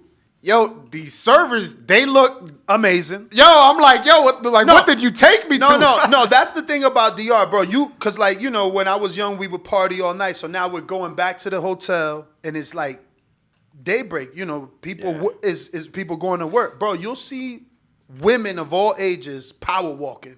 Like the mornings in DR, in La Capital, what's that shit? You know how you on Las Americas and that side is the water? Yeah. Like What's Malecón. that? People walking at Malecón all day in the morning, like power walking. They work out a lot over there. So you rarely come across obesity or overweight women. Usually the women, and you got to remember, DR was doing, the way bodies are looking now, bro, we was doing that shit 25 years ago. It was Colombia and DR. I could see fucking Danny's wheels turning like, when am I gonna book this flight? When? He said December? Hold on, he said December? This was popping out there? Nah, listen, so this is what the advice I would give you guys. Look, let me tell you. So I wouldn't go in December. So no, look, let me tell you. So I don't know. I don't know how well you know Nuss, right? But like a couple months ago, he just like, man, fuck that shit, man. We going to DR. I'm booking your shit. I'm booking my shit. I'm booking my girl shit. We going. Fuck it. You like, we leaving. We going to DR. I'm like, okay. So I'm still waiting to go to fucking DR. Shit changed. Oh, like with the new studio we got and busy. shit like that. A lot has changed. Yeah, but I would recommend to you and everybody But I'm listening, 25 years old. do not go Never on been December. on a vacation. What? Yeah, but he means out of the country. Hey, you don't got or no stamps resort style. You Life. got no stamps in your passport? Besides Mexico? No, he went to Afghan and all that shit. Yeah, Oh, okay. But that's not a vacation. But they don't stamp it, right? Because you... Yeah, and that's not a vacation, too. Like, you out there in war. It's an experience. It ain't a vacation. Definitely is. But I'll say this again. I want to get this out because there's probably people like, yeah, I'm going in December now. Don't. What? Go in December if you got a girl. Don't go in December if you're single because there's too much competition. And you ain't gonna be the hot catch that you think you are because David Ortiz is there, Sammy Sosa is there. Any famous, partially known Dominican anybody with fucking money that is the smallest, has the smallest success, they're there. No, listen, come with Broadway Joel and you good. I don't give a fuck if Albert Pujols, Alex Rodriguez is there. If you rolling with the voice of Dominican boxing, you can have fun out there. You probably gonna have more fun with him than Puyo. I met Puyo. He don't look like he talks too much. Like, my man is so calm. I swear, it feel like he might invite me to church. Yeah, I'm actually trying. We in communication. I'm trying to link with him. He's out here. I know. Yeah. I'm confirmed to link with Hector Luis Garcia. I've actually interviewed. He's here. He's out here. Yeah. Motherfucker, I've been DMing him for a minute long. I get you connected. Him and the other dude. Well, when I was hitting him up, he was still in DR, and then the dude Bernaldo. Remember, he was like, "Mi carnalito." Yeah. No. Anytime you need connects with Dominican boxers, just feel free to hit me up, bro. Nah, for sure, man. For sure. I forgot what I was gonna say. That you were picking Fortuna? First round knockout. Don't worry about it. Let's help you remember by getting to this comments. I want to go ahead and try and let me see this. That sucks. I didn't know it moves. I thought I locked this. All right, so let's see what we got here. Why is it? Oh, I got to change the camera too. We got Don Suave said, I will be in DR next week. Yo, ready to get out there. Can I just give a quick shout out? Sure. So this somebody who passed away. His name is Francisco Gigio Guzman. Mm-hmm. He was a Gleason's legend, a Gleason's gym legend. He trained Julio Cesar Green, Joan Guzman, Agapito Sanchez, Mauricio Martinez, Dimitri Salida. I have a relationship with his son Chico. I just want to say rest in peace. He passed away a couple weeks ago. He's somebody that may not make the rounds, as far as be known. But to me, he was a legend to me in my eyes. In New York, you mentioned Gigio. He was a legend. So I just want to say rest in peace to Gigio. And tú sabes, descansa en paz, mi hermano. Yo, I got to ask you something because I feel like you feel like this was one of the dopest haircuts I ever got. So I was out there for Tank Roley, and so I posted on our social media like, "Yo, need a barber," because I, couldn't do it here. So a Dominican barber's the best, bro. Especially in New York. No. But let me tell you, this dude I found, or he hit me up. He like, yeah, my shit in bro. I think his shit was in the financial district. I'm like, bro, I'm not going to the financial district. He's like, well, I'm like, I'm staying in Brooklyn. He's like, meet me at Gleason's. I'm like, you cutting my hair at Gleason's? He's like, yeah. I train there, and I be cutting out of Joan Guzman's office. I'm like, bro, there's no way. Sure enough, this motherfucker cut my hair out of Joan Guzman's office. FaceTime me with Joan. Yeah, bro. Dope. It was dope, man. It was for sure one of the coolest haircuts I ever got because I'm literally sitting there and Joan just walks in and just starts talking shit because I'm balding and he got the nice hair. Yo, it's funny you mentioned Joan Guzman. Getting back to in terms of talent, I want to say there was no Dominican boxer that was more talented than Joan Guzman. And I think you guys can agree with that. Yeah. It's just he wasn't disciplined making weight. Mm-hmm. And he was very inconsistent as far as taking long laps in his career. But as far as talent, I remember seeing an interview with Robert Garcia where he said that he thinks in terms of talent, he's equal to Floyd Mayweather. It's just Floyd Mayweather was a way harder worker. So I just wanted to put that out there. And I believe he was a 2-division world champion, if I'm not mistaken. And obviously, now as a trainer as well, he's had success. And, Jermel Charlo has been very vocal on his, his satisfaction with, with what Joan done. I forgot. Didn't they tell us he got a bonus? Yeah, no, he told, bro, let me show you. Let me tell you. He told me because Derek James was obviously training with Spence because he fought April 16th. So Joan was the one running the camp for the rematch with Castaño for the first month. Really? Wow. So he said after the fight, Jermel took care of him, but his birthday was during camp. Bro, they had a couple Louis Vuitton gifts for him, and bro, they took care of him. And so he played a very integral part in that rematch against. Bro, Castaño. yeah, I mean, obviously, he posted the video. He posted the video on his Instagram where the shit that he was working with Jermel in the fight. He'll post that of them in the gym, and then of Jermel using it in the fight, and then it was 3 or 4 different things that they would work on. That he posted the video man, on. that makes me happy. Let me get to these 2 super chats from RNS1. He says, I'm just here to see Ring Walk balk Danny, completely zone out and get all sensitive. What you be getting sensitive about, champ? I don't know. I saw a couple people say I was gonna zone out when y'all was deep in the Dominican. You did kind of zone out. No, I mean I can't. I even seen you yawn, and I'm not like doing this for entertainment. I mean, yeah, your eyes got worried. I'm like, damn, what the fudge? I woke up at 3:15 this morning. You really came to the gym, bro? How you think I knew who was down there, bro? I was done working out by 5 this morning. Oh shit! So you guys don't know. Joel will get to see. Some of you have seen in the videos.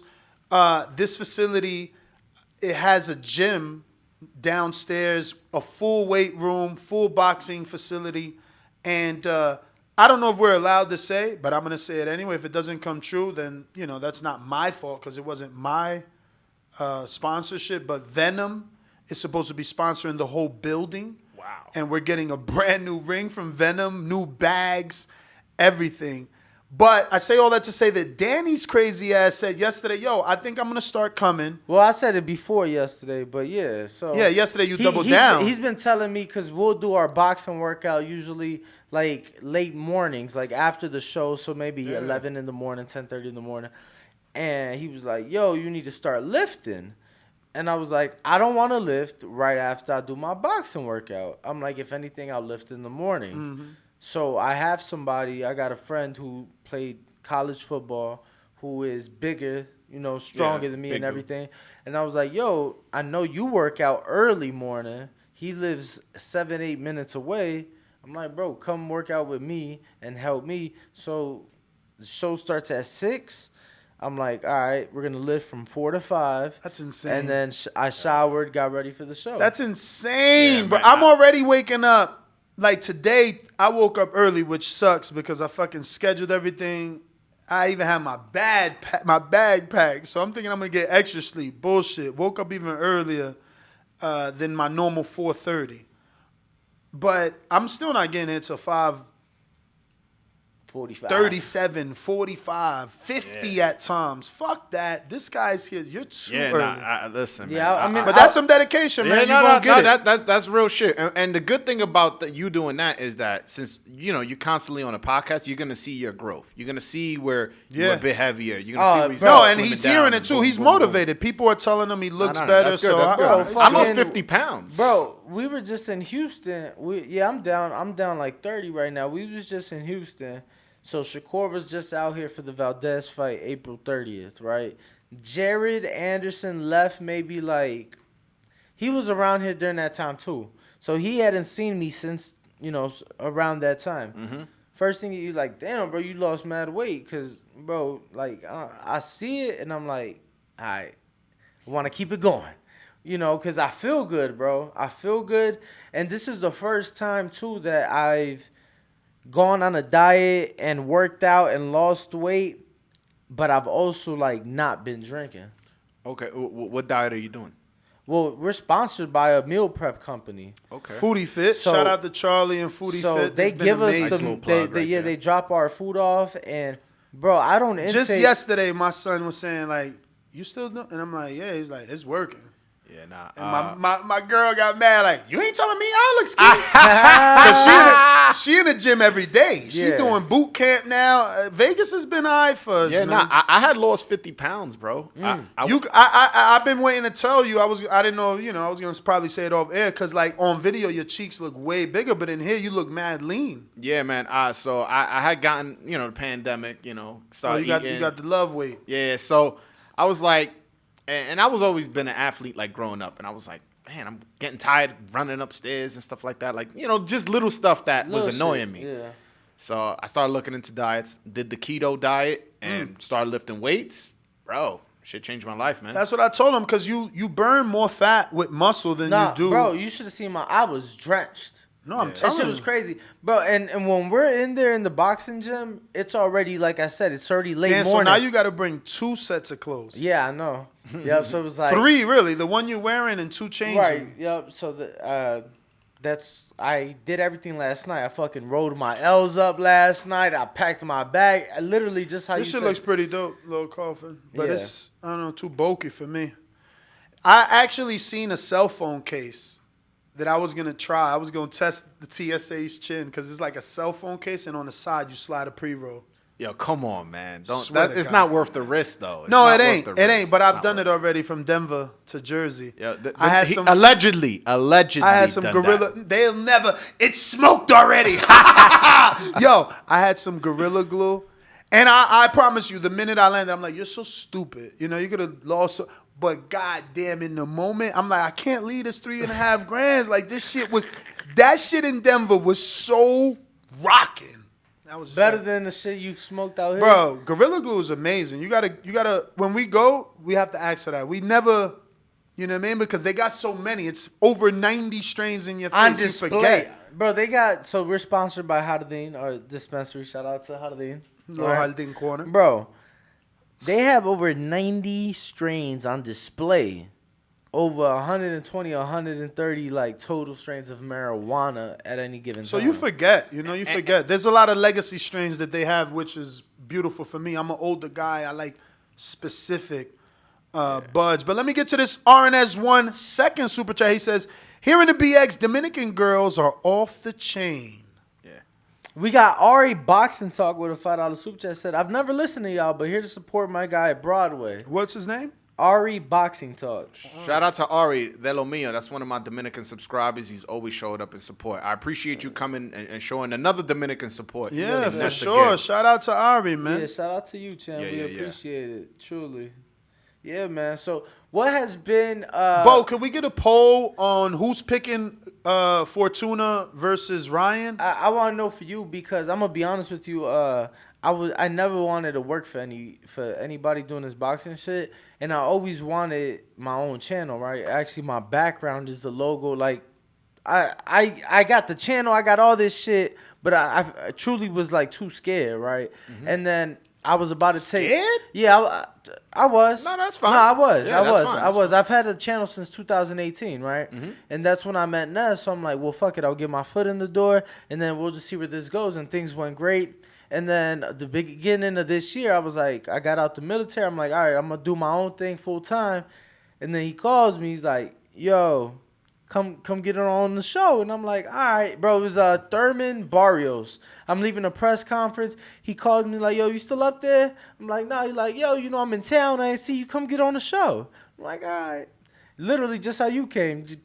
Hopped on the show. And then he like, what you doing tomorrow? I'm like, nah, shit. He like, you want to do the show tomorrow? I'm like, all right, cool. Like, I ain't doing shit till like this time. He like, yeah, we go in the morning. And bro, like, that's literally how it was. So for me, so I'm just curious, like, did you have any fears, any concerns, any worries? Because clearly you did it the first time and you stopped. So what was it like the second time for you? Well, the first time I almost like forgive myself for quitting, and because I don't take it as a loss, I take it as a lesson. So, ooh, bro, I said that shit all the time. I said you either win or you learn. Yeah. That's a line from DMX. Shout out RIP DMX. Don't take it as a loss, take it as a lesson. So I like it was more so I just genuinely did not know what I was doing. That's more what it was. I was intimidated by it. So I kind of like, all right, whatever. So now I wasn't intimidated because what I set out to be, I was like, yo, I'm not even worried about the money because I'm not rich. Now I don't want to make it seem like I'm a millionaire. Absolutely not. I'm a normal average guy, but I make a good enough where I'm comfortable. What do you do for a living? I'd rather not say. Yeah, but so I was like, yo, listen, just have fun with it. If money comes from it, perfect. If it doesn't, and you're having fun, perfect. The moment you start a journey and you're committed to it, as I mentioned earlier, that's when you become successful. And once I started, once I dropped, I want to say 2 month worth of videos where I was, consistently putting out content, that's when I considered myself successful. So I was never intimidated because you were able to keep up with the consistency. Yes. Because anybody could start anything. I could start, a YouTube on cooking, and I'd make one video, and that's it. So did I really start a YouTube channel, or did I just make one video? Mm-hmm. But now I'm entrenched with the community. I have a presence on Twitter. Shout out to Chicken Talk, my man Lefty. So I have a lot of relationships. I've already had relationship in boxing through my father because, as I mentioned earlier, he was in the boxing business. Right. Mm-hmm. I also. Do you feel like you're hindering yourself a bit though, sticking to like only Dominicans? I'm not though. I've interviewed Michael Fox. So you're not sticking to? No, I'm just the voice of Dominican boxing. Okay. Yeah, and like I said, as I mentioned earlier, with the official scorecard and good stoppage or bad stoppage. Yeah. I with the official scorecard, I did Triple G Canelo 2. And you said Ward Kovalev. I got you. Leonard Duran. Yeah, no, I mean I remembered you saying that, but the video, like, the interviews. honestly, all the interviews I've seen of yours have been with Dominican fighters. most or like I saw the one you did with Samson where he was talking about his cancer and shit. Yes. You know what I'm saying? So like I've only seen it with like obviously he promotes a lot of Dominicans, so that made sense. I thought you were only limiting yourself. No, okay. Well, I want to be known as the voice of Dominican boxing because that's great. And it's funny, you're not gonna remember this, but the first time we actually had an interaction was right before the Delvin Rodriguez Miguel Cotto fight, and what? Yeah. So we never met in person. I called into the show as the voice of Dominican boxing. I was saying, yo, that's a good fight. Hindsight's 2020. It wasn't a good fight. And you was like, man, that fight garbage, man. Get that shit out of here. And again, it's because Delvin. Listen, Delvin is Delvin was one of my favorites, man. Just because how entertaining he was, and I felt like he got robbed in a lot of fights. He's from down that way. From Connecticut. Yeah. So let me tell you. Was he with AJ Galante, his manager? I don't know who he was with at the time. Well, and I'm trying to get him on the show, by the way. I've been in communication with him. He kind of gave me the run around a little bit, but I'm trying to get him on the show. I want to do an official scorecard with him and rewatch the first Pavel Warlock fight with him. Okay, that was a good fight. That was a war. Bro, I sparred Paul Warlock. Obviously, I'm way bigger than him, but that dude's crazy. He don't stop coming. He's like, he's probably too old, but he's perfect sparring for a lot of people like that need the Mexican style. Like he don't stop coming and he don't wear headgear. Yeah, yo, bro, it's crazy. There was some wars with Pavel Warlock and Joshua Claudian Gleason's. That, I don't know, with the you can't talk about sparring. I don't know what's the the exactly. I'm not gonna get into specifics, but those were wars. When they would spar, the whole fucking gym would stop. Like those dudes really used to go at it. But my point is, when I called in, I was like, "Yo, Delvin got a." You was like, "That fight garbage." So I'm from Brooklyn. You can't just scream at me. But Cotto bodied him too. He did. You were right. You were right. So I started screaming at you back. You threw the horn on me. Beep, beep, beep, beep. You was like, yo, you can't be talking on my show like that. I was like, all right, my bad. Then I calmed down. And you was like, who he beat? Tell me his resume. Paul Warlock, that's it. Bro, that sounds 1,010% like If somebody could find that video and send that shit to me, that shit would be dope, man. It was sometime around. I want to hear it. It was. That was God damn, but that's so long. Paul Warlock, he got the Cotto fight for Delvin Rodriguez got the Cotto fight for beating Paul Warlock. He had this crazy fucking eye. No, it was a draw in the first one. Yeah, they had to do the rematch on ESPN. No. The rematch was on the undercard of Cotto Margarita, which it wasn't on ESPN. The first fight the draw was on ESPN. Oh, okay. The second fight was on the rematch between Cotto and Margarita. The second fight, which I was there in New York. In New York, I was there for. That's crazy that Delvin, as an undercard fighter, got the main event. That's the way the boxing should be. You put the dude that's gonna be next on the undercard. Let the audience see both of them. Voila, you got your next main event. They don't do that anymore, unfortunately, man. But that was funny. Shout out to Delvin. He got, again, they don't do that in boxing. So, he actually got the win and got the big fight. Yeah. Like Trout. Like, Trout got to beat Cotto and get Canelo. Like, bro, it's crazy that they still out here fighting. I mean, I'm not counting anybody's pockets. I love what I do. Maybe he loves what he does. But, to get Cotto and Canelo, that money should be somewhere getting interest or some shit. Right. You should have bought a liquor store or some shit with that motherfucker. No, I'm serious. These fighters, and he had a couple fights after that. Bro. He had a couple lower level fights. 15. What are you talking about? No. I'm talking about of significance. No, he's in camp. He just left Houston to go to fight weak. But, but who's he fighting is what I'm saying. No. I'm saying he fought. Didn't he fight? He's trying to make Charlo. He just fought. But he's fought both Charlos. Yeah, that's what I'm saying. He fought Charlo. Didn't he fight J-Rock too? Or no? Everybody. Yeah. Everybody. So those are and Jared Hurd. My man. He fought. Everybody. I forgot about that one. Everybody. And he's fighting at 47 now, right? Well, 48, 49. They haven't given him a shot at 47 with a name just yet. Okay. Yo, these fucking cameras move. Is it me or they didn't move? Which one? I feel like when you set them, they slightly turn. Oh, they do. Like, yeah. Like you have to tape these fuckers down. No. That's not gonna work. Bro, that's a clamp with screws and it's still moving. No, it does move once you adjust it, but it's like you have to stay there. Because I'm not centered anymore. Look at that shot. You're in the middle. Oh, I think that's because. How's my shot? You're good. It's just I need more light on you, bro. And this light actually is a color light, but changes to white. We have no clue how. Oh. The engineer is I'm sure I still look good.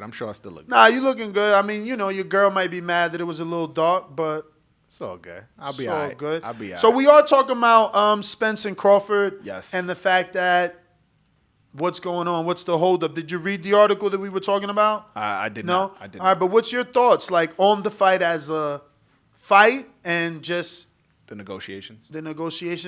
Earl saying definitely this year, but he doesn't know when, he doesn't know where. There's only 5 months left in this year. Yeah, the thing is with me is, I'm growing impatient. And I feel like as a boxing fan, we've been scarred with fights spoiling, whether it be Juan Gamboa, which we never got, or Mayweather Pacquiao, which in my opinion was 4 or 5 years too late. And this has happened before to us. And just announce the fight. These guys aren't super duper stars where as soon as you announce it, guarantee you're gonna sell 1.5 million. It's like announce it now, and then if you put the fight in October, November, you got so much time to do a whole world tour, 11, 12 city tour, go around, go to London, go to Mexico City, and go all over America. How many cities do you think they do? That's a conversation we've had. They're gonna do like 3 because no promoter knows what they're doing in boxing. Which 3 you picking? New York, Vegas, and LA. I don't think they do Vegas. I hope. I don't really see anyone ever do a stop in Vegas. Do they, Danny? No? Nah, they usually don't. They usually don't do anything in Vegas. That's so weird. This is the capital of boxing. Even for press conference, but people come here. Yeah. It's not because people are here. It's not like New York and LA. Like New York, even if nobody flies in for Danny and Benavidez, you got your New Yorkers that are going to be there. No question. You get what I'm saying? So same shit in LA. It's not like that here. I mean, I don't know. I guess I'm going by how much media is out here. Like, there's a lot of boxing media that lives out here. You think? You've been out here longer than me, the whole fight hype, Sean Zattel. You're right. Sean is here. The Porterway podcast, all those guys live here. You guys live here. You imagine you have Spence and Bud here to promote the fight? How legendary would that be? How much views does that get? That would be amazing for me. But look, I'm speaking it into existence. Let's do it. Yeah, man. Imagine Earl right there, and I just fucking shaved that mustache. Oh, I forgot. That shit was thick. Yo, what's up with you and Arrow, man? What's up with you and y'all beefing? I forgot about that. He got mad because I wasn't into the Mikey fight. You thought it was a mismatch? No, I just thought exactly when you called in telling me that Delvin was a good fight, I told Earl the same thing. It's not a good fight. I know. But did you tell him in that tone that you told? Because you balked on me. No. So what happened was I was interviewing Ken Porter. Okay. And someone that I won't even mention because they just are a hater, clipped that interview in a manner to show it to Earl as if I said it won't make 50,000 pay-per-views. But in fact, the interview is me and Ken talking and me saying to Ken, do you think it does better than Terrence versus Victor Postal? Because obviously that fight happened and it did, So he's like, nah, man, nobody. He didn't think it was going to do good, and I didn't think it was going to do good either.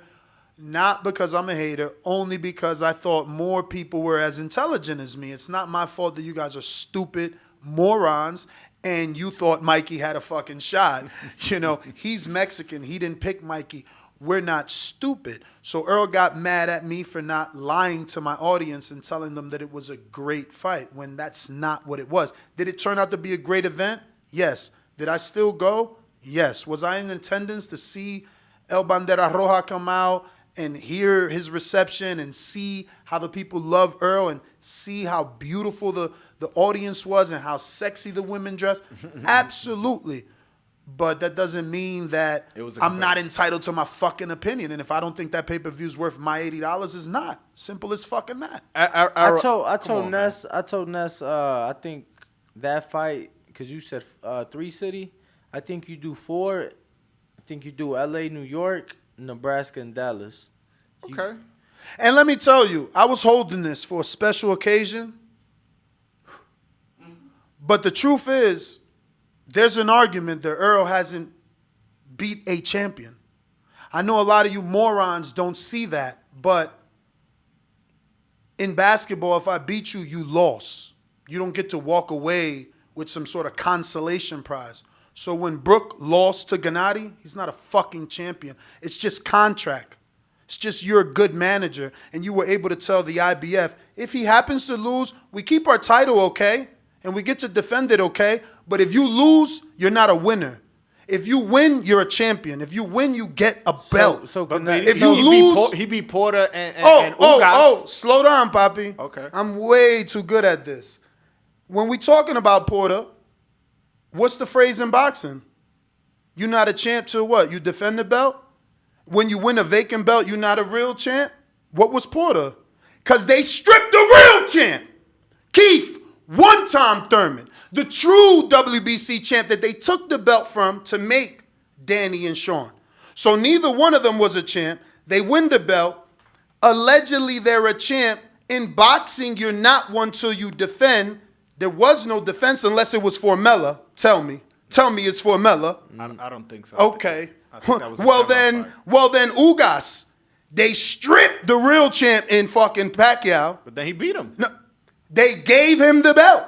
And he beat up Pacquiao 2 years after he was stripped. 43 years old. It was a year. So don't tell me that these men are champs. They gave these men belts. Yo, he did. I mean, those are legit wins, though. These guys were legit. They are legit wins, but don't tell me there's no case for him not beating a champ. I mean, he beat Porter, who had defended his title. Who won a vacant belt. And defended it.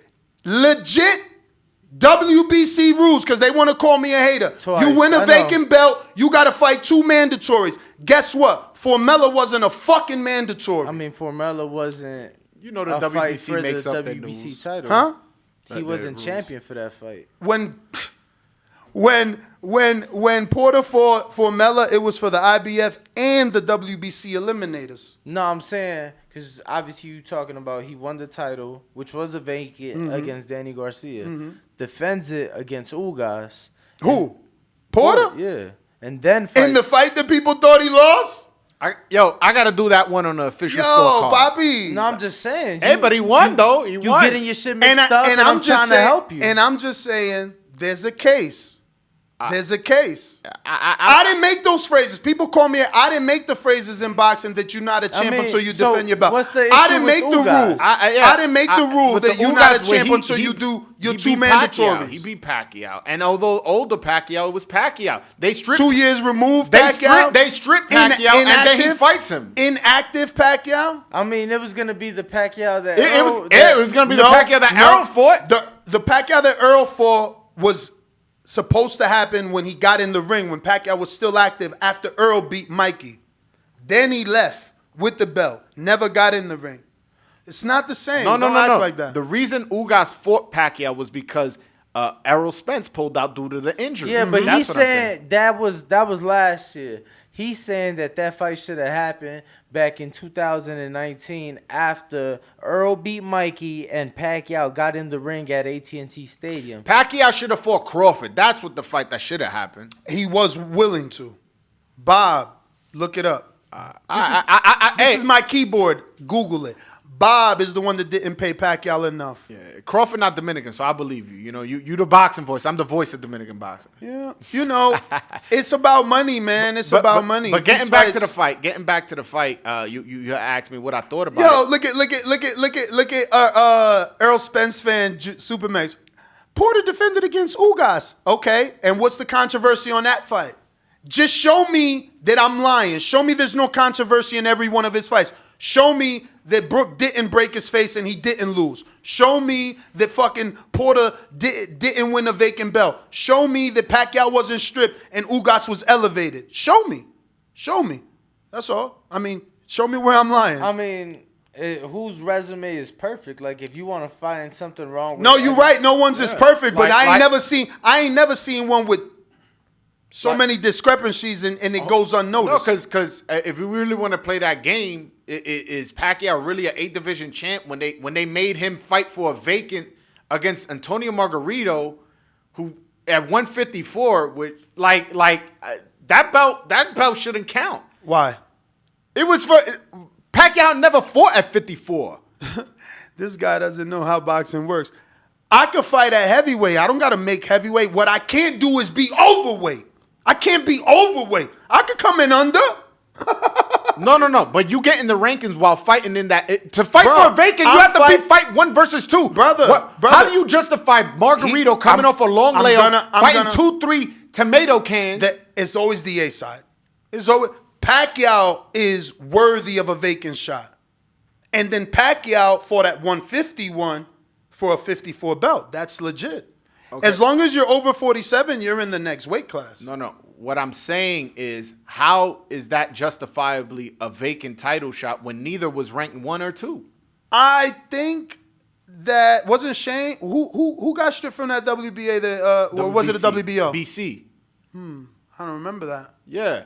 And whose belt was it before that? I will have to check. I don't know off the top of my head. Check it out.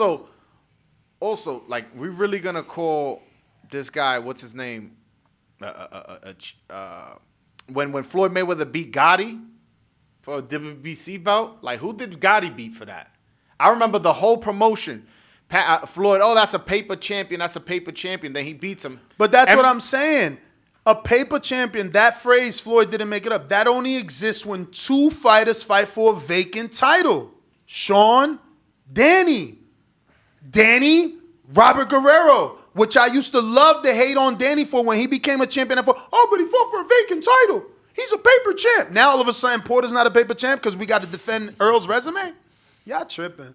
Yeah, man. But getting back to the fight, you had asked me what was my opinion. So before the accident, I always picked Spence. I always thought I always favored Spence. And then the accident happened. Why you always favored him? I just felt like, although Crawford has a very high IQ, as he's dissecting his fighter, as he's learning his rhythm and his patterns, he tends to get hit. And yeah, you can get away with that with Mean Machine, but what about when there's somebody of your caliber, somebody who was an Olympian, somebody who has fought Sean Porter and fought Ugas, What was that? Mean Machine was an Olympian. Oh, okay. All right. And he dropped him. But my point is, I think everybody in here is a knowledgeable boxing fan where we're not going to compare Mean Machine to Errol Spence. Like, we're not going to say that they're on the even pattern. So I just feel like he gives up a lot of the early rounds, at times, sometimes unnecessarily, but then he turns up and is very clutch, is very aware, and gets the stoppages. But what are you going to do when somebody is at your caliber? But then the accident happened, and I was like, I don't know. He came back against Danny, and I still didn't believe it. And I was like, you know what? If he stops Ugas in 6, 7, 8 rounds, I'll go back to picking Errol Spence. That was my thing. And then he did. He stopped him in whatever, it was 8, 9 rounds, something like that. And I was like, you know what? So I'm not going to veer off my original pick, and I'm going to pick Errol Spence to win that fight. Got a few super chats here. Brandon Lenz, trying to be smart, saying Camboso's never defended. Why do I need to defend? No, but look, this is what I'm saying. This is school for you guys. Why do I need to defend? When I beat the champion. Thank you. Yeah, he was linear. It's another phrase that Nestor Gibbs didn't invent. You guys like to call me a hater. I'm just teaching you the boxing you forget on a daily basis. And he beat him in his hometown. That phrase is this: the man that beat the man. The man. Yeah. Okay? So Kambosos beat the man that was the man. Loma became the man, like Earl, by beating everyone and collecting the belts. Tio came and took it to beat the man. Kambosos came and took it to beat the man that beat the man. Devin came and showed them he's the real man. Yeah. Salute. R. West says, Ness, this is why Earl Spence Jr. doesn't mess with you. Stop the cap. Spence is a true champ. It's not because you said he was so much better than Mikey. #man down. I'm just a realist. Stop me when I'm lying. If you call Danny a vacant title champ when he fought Robert Guerrero, why is Sean not? Who do you favor? I never quite. In what? Spence Crawford. Tough fight. I was like you. I thought Spence was going to get the win for being naturally so much bigger, you know, and very dominant. And we've seen what he did in the Mikey fight. He when he wants, he could turn on that machine gun jab and just shoot you out 1,000. Beautiful high guard as well. 1,000 in the fight. Yeah. Plus be disciplined enough to go to the body every round. But we have to see because, you know, there's a lot that's happened in his life. Yeah. And, you know, we've interviewed so many fighters here that believe in healthy and clean living and that could come back to haunt you. You know, people are going to say I'm a hater and yada, yada, yada. But the thing is, we've interviewed guys where they're like, once you're on certain stuff, it's always there. You know what I mean? Like the alcohol can always be some sort of issue. I don't know. I'm not a fucking doctor, you know? He's just ingesting some alcohol. I don't know any residual effects. But other fighters, they're like, it's better off not to drink. It's better off not to party than to do that in between camps, you know? So Bud doesn't do those things in between camps. I mean, I have heard Bud. I think it was on Ak and Barack show. Correct me if I'm wrong. If you guys saw the interview and it wasn't their interview, where he mentioned how he got drunk one time and was throwing up and stuff like that. And he got sick. So he's probably not a drinker, but he has drunk before. And people want to make it seem like Errol's some fucking alcoholic.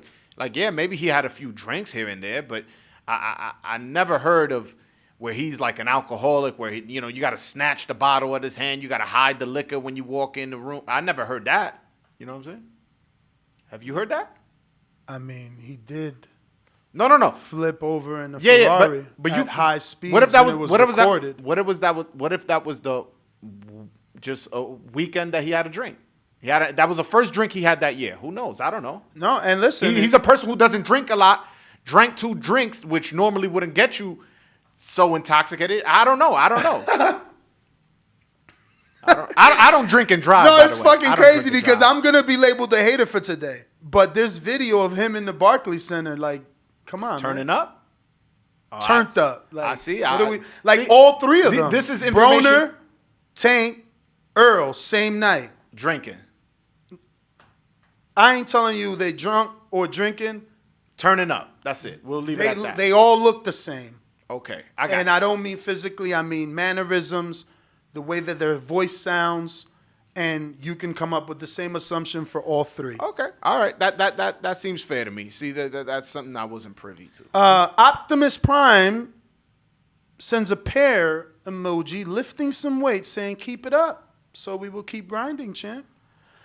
But, yeah, I mean, we'll see, man. We'll see. Yo, send us some super chats asking me about Dominican boxing. If you Dominican, what's the name? Majimbe? Call in. Do something, bro. Yeah, Dr. Mofongo. All these Dominicans, bro. We got to support. That's right. If you got some money, make sure you flying out August 20th and you go and watch Alberto Puello and Hector Luis Garcia. And come bring your biggest flag and make sure you let these people know that we support our boxers. Because that's something Samson was saying.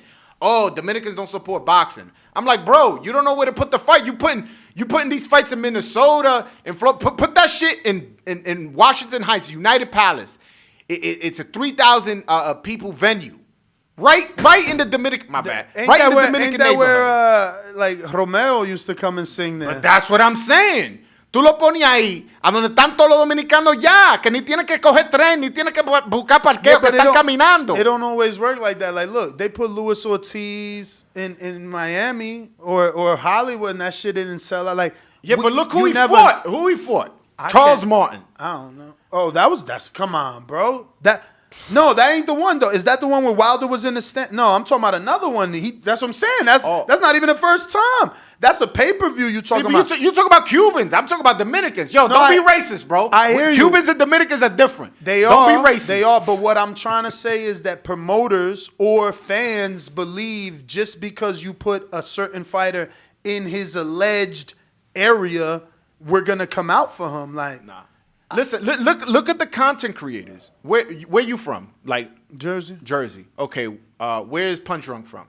New York. Where's Ring IQ from? New York. Where am I from? New York. Okay. All of us are Dominican. All of us are content creators. So obviously, there's a significant amount of boxing interest from Dominicans. Is that a fair assessment? In New York.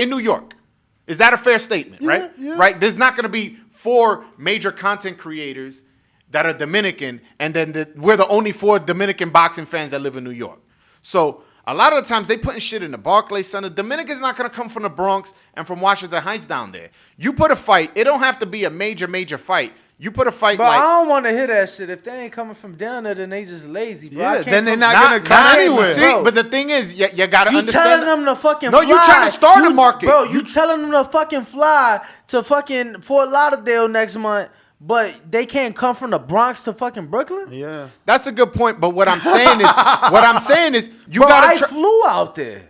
We just drove to Houston. I don't want to hear that shit. No, but you trying to start a market. I'm trying to make people aware. That's one of the main things I'm doing with my channel. I'm making people aware. A lot of people would take that trip and make a vacation out of it. Hollywood, Florida, how far is that from Miami? Yo, fuck it. I'll land Friday, hit a party, because you know as Dominicans, we like to party. Hit a party on Friday. El sábado, vamos para la pelea. Afterwards, we go clubbing again and fly back to New York. I'm giving people a vacation that they could plan. Meanwhile, still supporting our Dominicans. As far as bringing the fight, well, give them the subway lines they could yo, plan. bro, that should to get to the Barclays. See, but that's not a vacation, bro. You hop on that subway, you risking your life in New York. You hop on that subway, you risking your life. Nah, it ain't that bad. I got bit on a fucking train, bro. I got the scar to prove it. I mean, I remember when the iPhones came out, the news was telling you don't have your. You remember the? New York has changed a lot since 2020, bro. A lot. Like that pandemic got people not knowing. But don't y'all to got legal weed now? We do, yes. Calm it's your just motherfuckers medical, down. It's just medical. No. We got a recreation. Well, you don't get a ticket if you smoke it in the street. But you can buy recreation only. No, you cannot. I cannot buy recreational in New York. I mean, I don't know. I know you cannot. I know because I was just there. Okay. No, but you could smoke in the street and you're not gonna get harassed, ticketed, nothing. Let me get to this super chat here. Looks like James Benitez saying, "Cut the ish." So you saying Bud the only champ because Horn had a title defense before he lost to Bud? This is shameful to discredit Earl's resume. I'm not doing anything. You're speaking facts. You know, Horn beat Pacquiao. I didn't think it was a win. It's controversial like Porter's win over Ugas. Who did he defend against? Nobody. He did defend. Horn? Oh, what was it? Zafata? Nah, it was like some fucking Australian, like Corcon. Oh, no. That Liam McCormick. Nah, it was like Corcon or some shit that Liam Williams had already beat. Yeah, they did a hometown fight. Yeah. Like you're supposed to. You don't beat Manny Pacquiao and go into the toughest defense of your career. No, you go into come back to Australia and be the king fucking defense. Okay. No? No. I mean, that's not what Kambosos did. Kambosos. He was going to fight Loma. No, and then Kambosos wanted to prove to the people that he was different. That's what his whole thing. Oh, I can fight anybody. I'm picking Loma. If Loma's not ready, cool. Devin, step up to the plate. You showing you a tough ass. Cool. If you would have won, we would have gave you props, but you didn't. So we can't really look at you like you did something great because you tried. Yeah, I mean, shit, Horn. Because ain't nobody giving Canelo credit for trying to beat Bivol. Bro, Horn. They laughing at him for losing to Bivol. Word. Yeah. Horn almost fucked up the bag though, because I remember in that title defense, he fucking he got cut, face all bloody and shit. I'm like, okay. Yo, Terrence Crawford had a fantastic performance against Jeff Horn though. I feel like that was probably his best performance. That was the first ESPN Plus fight, if I remember correctly. Which I was against. You don't like ESPN Plus? No, not that I don't like it. You telling me that Terrence Crawford is not a draw, and then you can put fighters on free ESPN, and you put him on ESPN Plus and not Loma, who you say is this popular guy. I ain't like that shit. I hate that whole Loma shit. Loma's so popular that other than Tio is the only fight that he did big numbers, never been on pay-per-view, don't bring no money to the table for his fighters. He's the one that makes money, but let me tell you, he's not giving career high paydays. But if the narrative, let's be honest, is that Bud is not popular. Bud doesn't sell, right? Yeah. So why are you gonna put him out of all people behind the paywall when he's the one fighting at 147? And he needs the popularity. He's fighting at 147, one of the glamour divisions in boxing. Why are you putting him behind the paywall? You already, in your opinion, you could have built the house in Beverly Hills, all the money you lost. All right, well, maybe you wouldn't have lost that money had you put him on ESPN for free instead of ESPN Plus. Yo, so we got fellow New Yorker with a super chat, Saquon Jones, $5 saying, this dude has me hot. Risk your life on the subway? Stop it. I saw a regular dude in Texas with guns on his hip, but New York subway is crazy. Bro, you talking about guns, it's crazy. This morning, someone sent me an Instagram of a girl getting her ass beat at work, right? She's like a counter attendant or some shit at one of these gun states. And someone is fucking like, two girls, the counter, she's a female, the other woman, she's a female, and they bickering back and forth. The customer finally drops her bag, grabs the bitch from her hair, slams her down, whooping her ass. The girl gets up after she got her ass because she had her in sit down position so that she was just bodying her like, you know what I'm saying? So she let it be, just sat up, ran back to her register, took the Glock out and bodied her right there in the fucking store. Damn. That is crazy, bro. All right, yeah. But this is what I'm saying. Like, the video shows this bitch calling her all types of names, talking about the customer's mother. It's like, so truly, you just bad because you got a gun. Because before you got so the employee really instigated the shit. Yeah, but I bet you she don't go to jail in this gun state. What state was that? I don't fucking know. Probably Texas. I started seeing some of the video. It's funny. You seen it? I saw the beating, bro. I saw the beating, but I didn't want to see the lady get shot. So I luckily. There's like a fucking thing right there, They pause it. No. No, like a barrier came in the way. No. Like just how when you waiting at the register and they got that dumbass spinning dollar case for all the glasses and you just spinning his mad little reading glasses. Yeah. That shit is in the way. So you see the girl go like that and you see the lady just drop. That shit, bro. Yeah, it's funny. It's funny you mentioned that. Fucking toes up. Yo, crazy, bro. On 139th and Broadway. This happened last week, I want to say. There's a bodega owner. I think he's Dominican. Dominicans, we own bodegas. His name is Jose Alba. I sound like a fucking baseball player. Yeah, so some lady, she was trying to pay for some chips with her food stamps. Yeah, for whatever reason, it wasn't registering. And, she wasn't trying to have it. This is from what I read. So he snatched the chips from her hand, so she went and she got her man, and then there's video footage of a man behind the counter, and the guy, he's like in his 60s, older man. The one that snatched the chips. Yes, the bodega store owner. So her man comes in, he's behind the counter, pushing him. Wait, her man gets behind the counter. He goes around, gets behind the counter, he's pushing him down, in the guy's face, has him really cornered, and then the Dominican cat, let me not say Dominican, I'm not 100% sure. Jose Alba, the guy, the bodega owner, he makes his way around towards the exit of where the bodega exit is, where he got in from, grabs a knife, turns around, pokes him up, killed him. in New York City. And straight Dominican style. And he got. Was it a machete or he had a knife? Nah, it was just like, it looked like it's just a regular knife. And he got originally sentenced for second-degree murder, set a $250,000 bail. That's low. Yeah. Bro, that is low. But $250 for a body? Yeah, I'm out of here. They're taking into consideration. We gone. They're taking into You don't consideration. even need that. You don't even need to put 200. Let me tell you, you could put up a house. You know what I'm saying? It's collateral. Obviously, your people's gonna lose that house when you go. No, he. Yo, because in Chicago, you just got to pay 10% to the city. Depending, some bonds might not have 10%. 10% is $25,000, Yeah. and I'm not counting your pockets. But some people don't got it. No, but you use a bondsman, so the bondsman charges you the 25 on a payment plan. So they might want 5 up front, and you owe them the 20 on payments. But then you but they due to the controversy in New York City about it, a lot of people feeling like this is potential for self-defense and stuff like that because the guy's an older man. Bro, but New York don't got self-defense. They lowered the bail to $50,000. He got bailed out and he bounced. No, he's still in New York. At least that I'm aware of. So I just saw this video. These motherfuckers was in the subway. It was for sure. It was not New York because it looked too clean for this to be New York. But yo, the motherfucker, like, it was a group like 3 guys, and they start fucking with like 2 guys, and you could tell was too. Don't pause like that. right. Yo, that joke just went. I'm like, oh, he's like, it was 2 guys and they was fucking. No, and then fucking with. I'm like, whoa, I'm bro. saying the like, where the 3 story guys, going? No, what bro. you doing to me over here? Like, yo, it's the first guest. This was story you was sharing. You know what I'm saying? So look, pausing his sentences on the wrong spot, bro. Ain't no period there. All right, go ahead, brother.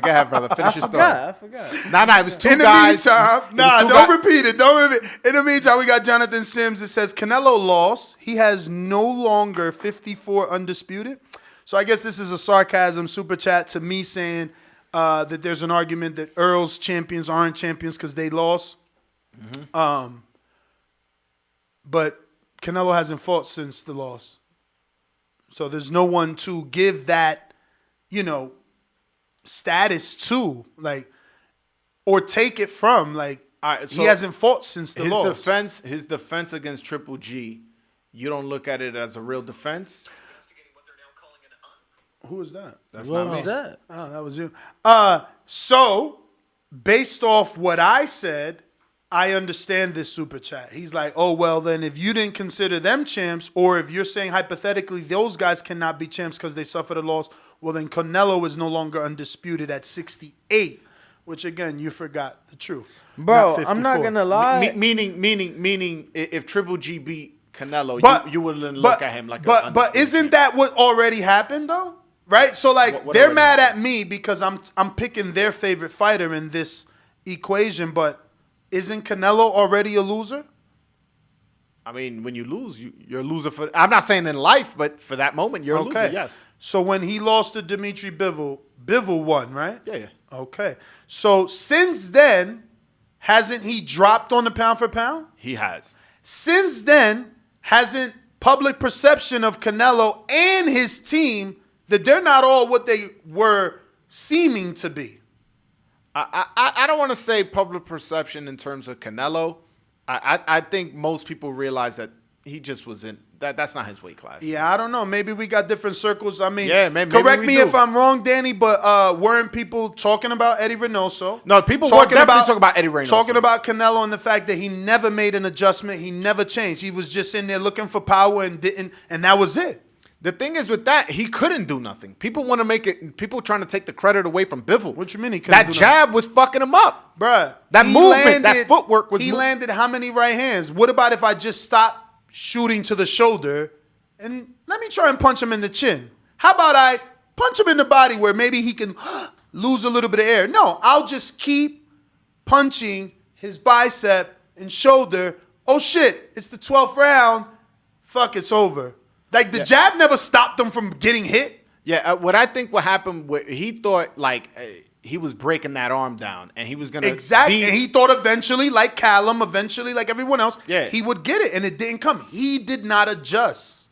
he did not adjust. Or his plan just didn't work. Yeah, I look at it differently. I mean, there's a timeline to that plan. Exactly. At some point, you got to be like, bro, we in the 6.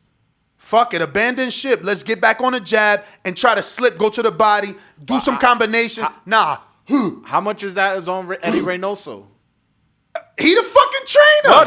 No. I'm agreeing with you. But that's what I'm trying to tell you. That after the loss, people looked at Canelo like, oh, maybe he's not as good as we thought because he couldn't make the adjustments. Put it like this. The reason why I say I don't think public perception on Canelo has gone down so much, I still think he beats Charlo Benavidez, Triple G, Andrade. I still think that. I thought that before, and I still think that now. I don't know. Charlo looks a whole lot more dangerous now. 160 guy moving up. Yeah, but Charlo's first fight. Who got a better jab than Jamal Charlo? Devin Haney got a better jab. You ain't lying. I hate when you could get me like that. That's true. Devin do got a better jab, but who got a better jab than Jamal Charlo? Not named Devin Haney. I think Bivol. I think. Nah. I as far as so this is. I'm gonna say Triple G. No. Let me just debate you on that. So the Bivol thing, why I can't. Bivol ain't gonna do the jab. First of all, he didn't show us different levels on the jab. He didn't do what Devin did: jab down, jab up, side jab, up jab, flick jab. Fury does a flick. Yeah. He didn't do none of it. It's just jab. Jab. He looked like a younger Gennady. Charlo, on the other hand, at least got head moving with the jab, and he can do all those other variations but he of has the jab. footwork. Bivol has significantly better footwork than Charlo. I think so, yes. And another person who, I don't know if he has a better jab than Charlo, I don't know. I'm going to sound ignorant, but I just don't believe that he can have better athleticism than Jamal Charlo. No, I think he has better footwork. I think so. He danced circles around Joe Smith. He's a high outboxed Canelo. Bro, you talking about Joe Smith, bro. Mechanically, like, come on. Joe Smith mechanically is even worse, like, in terms of movement. Like, those people can't be considered like, Joe Smith ain't dunking. None. He probably can't be a quarterback, and that's their sport. He probably can't be a quarterback. I see. Telling you. I don't know. I just really like what Bivol does with his feet. His footwork is always in perfect position, and he tends to control the distance very well with his footwork. A lot of times spinning out. I don't know. I was turned off, bro. He was too cautious, and I get it. That's what you got to do. A win is a win is a win is a win, but you also got to entertain me. I mean, that's how I feel about Devin, and I know that's your boy. Yeah, but you got to. That's what I'm saying. I'm like, you got to entertain me, though. See, Devin's circumstances was different. He went to the Lions Den and enemy territory. It's different. Bivol was on his home. Like, this is home turf. No, but I feel like Bivol landed some hard shots. Oh, I'm not saying he didn't. Devin Haney just dominated with a jab, a hard, stiff jab, and I felt like he didn't really do much damage to Kambosos. He never dropped him or hurt him. I think the damage was more internally. As you can see, there's a quote that he says he doesn't think Kambosos is next and that he's waiting to get Loma or Tank. And that comes from the other team realizing, like, bro, we're not ready. Like, what are we gonna do with that jab? We need to work on things. I wish Haney would have turned it up more and at least try for the stoppage. I was not entertained by that fight. It was an undisputed fight. I wanted the stoppage. I bet a lot of money. I thought he was gonna stop it. We were under the impression it would be stopped around the 10th. But it's like he said when he came in here. I was going to go for the stoppage in the 10th, but when I seen that he couldn't touch me, it's like, if it ain't broke, don't fix it. And I get it. You're in the biggest moment of your life. No, but you contradicting yourself. Entertain me. You going to tell me that was entertaining, bro? Yeah. Nah. I was more. So that was more entertaining than Bivol Canelo? Yeah. Oh, yeah. You bugging. Yeah. You that's Let me tell you why. No, that's biased. You think it is? That's biased. We you think it is different reasons why. You think it is because of the relationship, but it was more because of the circumstances, bro. Like the full moment. Name the last time an American went to a foreign country to undispute. Name the last time an American had to take short money to make a fight. Name the last time any fighter had to sign with a promoter that had nothing to do with the fight. Keep in mind that Devin had to sign a Top Rank to fight a Lou DiBella promoted fighter on ESPN. So if George is all this hot shit and ESPN wants his fight, why did Devin have to sign to get it? And George is not signed to Top Rank. I know. So I think those circumstances make that fight that much bigger, and it had me more entertained because I know what's at risk. You talking about we play footsie? Stay on your side of the table. I know what's on risk, and I know what was at stake. Yeah, I guess if you're looking at it from that context of like historically, but I'm looking at the concept did Bivol go for the knockout? Did Canelo go for the knockout? Bivol didn't go for the knockout because he was doing 1, 2, get away from me, 1. He never did the fucking hook. I was much more. You can watch my live fight. I'm like, bro, give me the hook. Give me the. Oh shit, he threw the hook. He missed it. Like that dude can only do 1, 2, 1, 1, 2, 1. That's it. He ain't doing nothing else. Listen, I'm not here arguing that Bivol is better technically or whatever. I'm just saying. He got the win. That's all that fucking matters. That fight was more entertaining than the Devin Haney fight. To me, that's not even an argument. And for you, it could be that way because Canelo is the face of boxing, so there's more at stake for Canelo. And for you, is you have a relationship with Bill Haney and Devin Haney. Absolutely. And I'm not even trying to be disrespectful. It's the truth. Yeah. So I think you're looking at it like, yo, that's my man. His father is my man. Like I can text him. No, I'm looking at it more like, this dude's got. This is all Devin Haney was doing. That's it. If it was, at least this motherfucker was given to 1-2. Let me tell you, if it was that slow, Kambosos would have countered that shit with the left hook. I'm not a professional boxer. No, I'm just saying it was never. It was more like ba ba ba, 1, 2, 3, head movement, up jab to the body. It was more like that. That's what Bivol was doing. Bivol was doing that, and Canelo who landed harder shots on their opponent. Bivol and Canelo, who dropped in everybody's eyes because he didn't have the fucking skill to adjust. Who landed the harder shots on their opponent? Bivol or Haney? Bivol. That's my point. I mean, he's a light heavyweight. They're supposed to be harder. No, he's talking a bigger man. Who hurt their opponent more? Who won the fight more clearly? Who moved up in weight? No, but we're talking about entertainment. You talk about who won, who's better, who's this, who's that. I'm talking about if you had to rewatch one fight strictly on entertainment value, you are picking Bivol versus Canelo if you're unbiased. It's funny, but I'm not. But you see, bro, to me, I'm not gonna lie to you. I swear to God, I was so entertained.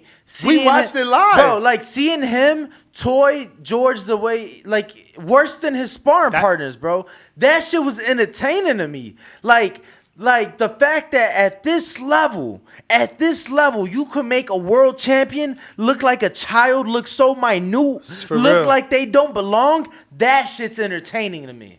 That right there, I disagree. And I just disagree. I didn't find it entertaining. And I think it's more of a case that you guys know him and his family personally. I think that's more that. Also, too, it's like what style, like we all have a style that we prefer. We all have a style that we lean towards. You get what I'm saying? I've always been the person who got ridiculed at family functions because I would always pick the boxer. Typically, Mexicans aren't the boxer. You get what I'm saying? So, he's a hater. But in reality, it's like, no, I like boxers. I like to see jabs. I like to see fighters control, keep someone at bay, set other things up off the jab. So, to me, like I said, bro, the fact that he was able to toy with him like he was a child, that was is that again, like I've been doing this for however long I've been doing it, and they've been hearing me pick boxers, bro. And before the fight, we said the phrase, and after the fight, it was true. And we didn't make these phrases up in boxing. These were here before you and I and him. A jab can take you around the world. No. Listen. Did he have a fantastic performance? Absolutely. In terms of getting the win, in terms of entertainment value. And by the way, I didn't find Mayweather boring. That's a nasty narrative that I don't think is true. But I don't think that was a Mayweather type dominant performance where he showed the science of boxing. It was just a jab. It was very basic. and I was not entertained by it. But it is a major accomplishment. I am taking into consideration everything you guys said in terms of entertainment value. I made my cousin watch the fight with me, who's a casual, and he was like, "Yo, this is for all the belts," because he understands that there's multiple belts. He don't know. I was like, "No, but this one's for all the belts. Both of them are undefeated. You know, the guy's traveling to the other guy's country." He watched the fight with me. And he's like, you know, well, he didn't watch the fight with me. I had him watch the fight. I got you. He texted me like, "Bro, this is what you made me watch. You made me waste fucking 30 minutes of my life." I got some super chats we got to get to here. We're going back in the time. I don't know that we got any of these older ones. You found the video? You screaming at me? No. Oh, you said back in the time. I'm like, what? Oh, I'm like, no. I'm trying to find the first. Okay, so first one was from R. Jonesy. So I think we did get to those two. Bougie and Broward said, "What's good? Can we just call Bernie?" Thinking emoji. And he's talking about Bernie, obviously. I've interviewed him as well. Yeah. I've interviewed him as well. Nah, he's a great interview. Yeah. I know a lot of them we got to, and then you got to some, I got to Joseph, some. Big Supermax says, so by that logic, Thurman didn't beat a champ for the title. He was elevated. Then beat DSG, who wins a vacant. Then fought Samuel Vargas, whose run is better. I would say that, see, this is the hilarious part. I would say the guy that did it first is better. The guy that beat Porter first, the guy that beat the undefeated Danny, that run is better. I agree. I would agree with that. I'm telling you, these Spence fans they're drinking that ocean water. I mean, and like, you know that's not allowed. You're not supposed to drink ocean water. Even still, if like the run's better, it's like, you know, clearly, you know, when the dust has settled, at least right now, you know, Earl's in a far better position than fucking Keith Thurman is. I mean, Thurman got the Pacquiao fight. He lost and got dropped. I mean, that was a competitive his fight. only loss to a legend? That's true. Mm-hmm. True. Mm-hmm. No, but actually not the same Pacquiao that Ugas fought. That's 100% true. But I feel like Errol Spence still has years left in his career, like in the top level. I can't say the same for Thurman. Yeah, I mean, no, Nestor knows that, which is why he wants to keep him as far away as possible from Boots. I mean, because that makes sense. Like, come on. I feel about Boots and Thurman the way I felt about Earl and Mikey. Why do we need it? You guys just want that to help one man become more popular. That's not how I watch boxing. No, see, but that's exactly not what it is. To me, I would love to see that fight amongst other fights for Boots, simply because I feel the same way I felt about. The way I feel about Boots is the way I felt about Earl in 2015. When I saw Earl fight Phil LaGreco in person, co-main event for Broner Porter, I'm like, yo, he the next one. And from that moment, because Floyd was done in September. He beat Berto, you know, McGregor counts, but, you know, he was done after that. So I'm like, Earl, the future of the division. I said it then, June 20th, 2015. He wasn't able to prove it till further down, and I think that's what Boots needs. He needs a fight. I think that, you know, when the dust settles, Boots will be the future of the division, but if he could get a chance to prove it now, maybe we'll actually get a chance to see him fight Earl, a Bud, or, you know, one of those big names. No, you know what it is, and I agree. Logically, that makes sense. That fight makes sense, but you know, has Boots been a main event? You got what I'm saying? You gotta keep Thurman, who's fought with Pacquiao. Thank you. This is the smartest comment all day. It's who you beat and when you beat them in their career that matters, not just the name. Okay, fellas? Just saying. And I don't mean you guys in the studio. I mean just in general. Everybody listening. You know, let's think with the right brain here. You know, let's use our boxing brain. You're, I guess, considered to casuals at your best when you're undefeated. Unfortunately, Floyd made that stigma. It's not true, but yeah, I see what you're saying. No, that's correct what you just said. You know, But we got some more super chats here. Looks like James Benitez says, so if Earl's not champ, Benavidez definitely isn't. See, this is what happens, right? So now people will clip certain things, send it to Earl. This dude's a hater. Earl, look. Because I never said that. I never said Earl isn't a champ. I said there is an argument that he hasn't beat a champion. Mm-hmm. No, I see what you're saying. Like, people are so upset. They get so in their feelings. Little panties get tied up in their butt, and they get upset. It is what it is. Kentrell Phoenix. Earl's not an alcoholic, but he flipped his car over and almost died. 3 laughing out loud emojis. Bud, hurry up and put this clown in the dirt. Much love, TBV. In the dirt. Damn, that dude is... Yeah, I know. That's personal. This is boxing fans. You see, that was an extremist of a Bud fan, and we've heard already some of our extreme Earl fans. Yo, I just showed Ness this interview yesterday. I wish I had the name of the channel. I want to see it was like 210 Boxing. It was 210 Boxing something. Oh, 210. Wasn't it 210? Because it was San Antonio? 210. Oh, I didn't shit. And where's my motherfucking Bro, so where is it? He's interviewing. So this channel is interviewing. Yeah, I put it on the charger for you. Because you're a good friend. I am. You are.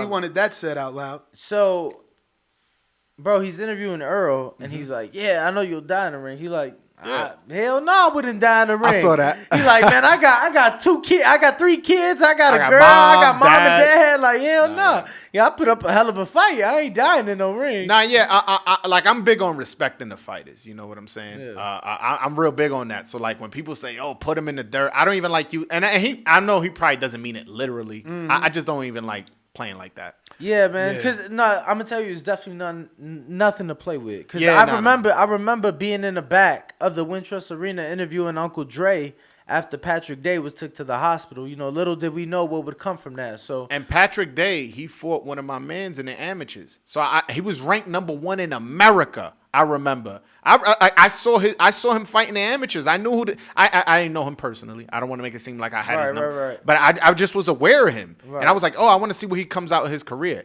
And then he took a couple losses, and I was like, oh, he ended up not being what I thought he was going to be. And then, boom, I'm like, whoa. And you know what's funny? I interviewed Carlos Adames about that. And he spoke how his wife was like telling him how his wife took it real hard because that was the fight right after Carlos Adames fought him.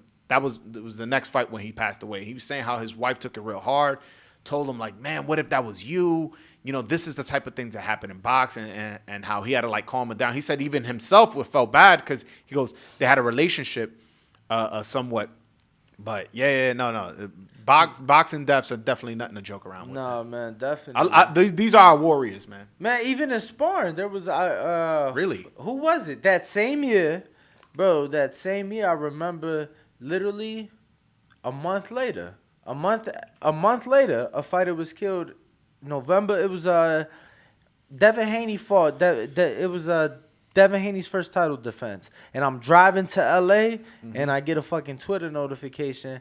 And a sparring partner, it was one of those top Australian names, maybe Zerafa or something. It was one of those Australian guys. One of their sparring partners was died from sparring. That's terrible, man. That's terrible. So definitely a dangerous sport, bro. Stay on your side, please. You not on your side. There's a fucking tape. There's tape right there for him to know. It's not in the middle, though. I don't know, Ness. You stepped on me a couple times, too. Bro, you on my side of the tape. Man, I'm in my box. Y'all the ones in y'all like size get out 14s and shit. So they're 13 and a half. So I want to say that people are trying to hit me up, DM me, and cool. You don't want to pay the super chat. You want to get the champ's attention. It's all cool. I'll still indulge you, right? So this is what their logic is like. Oh, but Ness, Canelo just lost. That's your favorite fighter. So I bet you he's a champ. Like I said, there is an argument. So there's millions of Canelo haters that probably think the same thing I'm saying about Earl. Don't lie. You know y'all exist. No. And to your point, the reason why it could be looked at different from Earl and Canelo, and I'm not necessarily making an argument, I'm just going along with the conversation, is Canelo is lineal. He wiped out the whole thing. So, Brooke was just a one belt champ. Exactly. So that's where the difference. Because that's their lies. argument. Oh well, Canelo moved up and lost, and so did Brooke. You're just a hater. One dude was a one belt champ that asked for 3 extensions. This is my keyboard. Google it. Your boy Brooke, Google it. 3 extensions with him and Eddie. They didn't want to fight Earl before their face got broke. They waited till the face got broke to get sympathy. But by waiting for your face to get broken, suffering a loss, there's an argument that you're not a champ. There's an argument that Eddie has already proved this to be true, which is that he's a great promoter and he's good at contracts. And that's why you were able to keep your belt in losing. But in a competition here and anywhere on this fucking planet, there's only one winner and one loser. There's no consolation prize. You don't leave and get to say you're a champ if you just lost. But because it's boxing and we get to do whatever the fuck we want, it's the Wild Wild West, I guess so. But you did get to Saquon. We got Big Fish Vega all the way in Florida says, stop the hate. Hashtag Big Fish Mafia. Shout out to the Dominican and the Puerto Ricans. Shout out to you. Jonathan Sim says, Ness, you beating around the bush. Do you consider Canelo undisputed still after his loss? That is it. Same as Brooks' situation. Answer that only. I did just answer it. I said there is an argument that he is not undisputed. There is an argument. He's saying he is undisputed, but there's an argument, a reasonable argument. Just like I'm saying, that's what he's saying. Just like I'm saying, Earl is unified, even though there's an argument he hasn't beat a champion. I mean, I didn't say anything wrong or a lie. Control the $5 super chat. You skipping Andres Arellano? Oh, my bad. Go ahead. He says, what level is George in? One good fight, and he's pound for pound? Tripping. I agree with the other brother. You guys are too close to Haney to see it clear. Well, first of all, Andres, we're not even going to pay attention to your comment because you spelled George. Actually, he spelled it right. Shit. With a G? Yeah. G-O-R-G. But, I mean. but hold on. We going to pay attention to that. He agreeing with me. Mm-hmm. Andres, shout out to you, brother. Shout out to you. You seeing what I'm seeing. But y'all both not to be confused with Andres Cortez, who's going to be doing a photo shoot right here in our building because we popping. My bad. But yeah, no, I mean, you're clearly at a level where you were in position to fight for the title. You beat the unified world champion.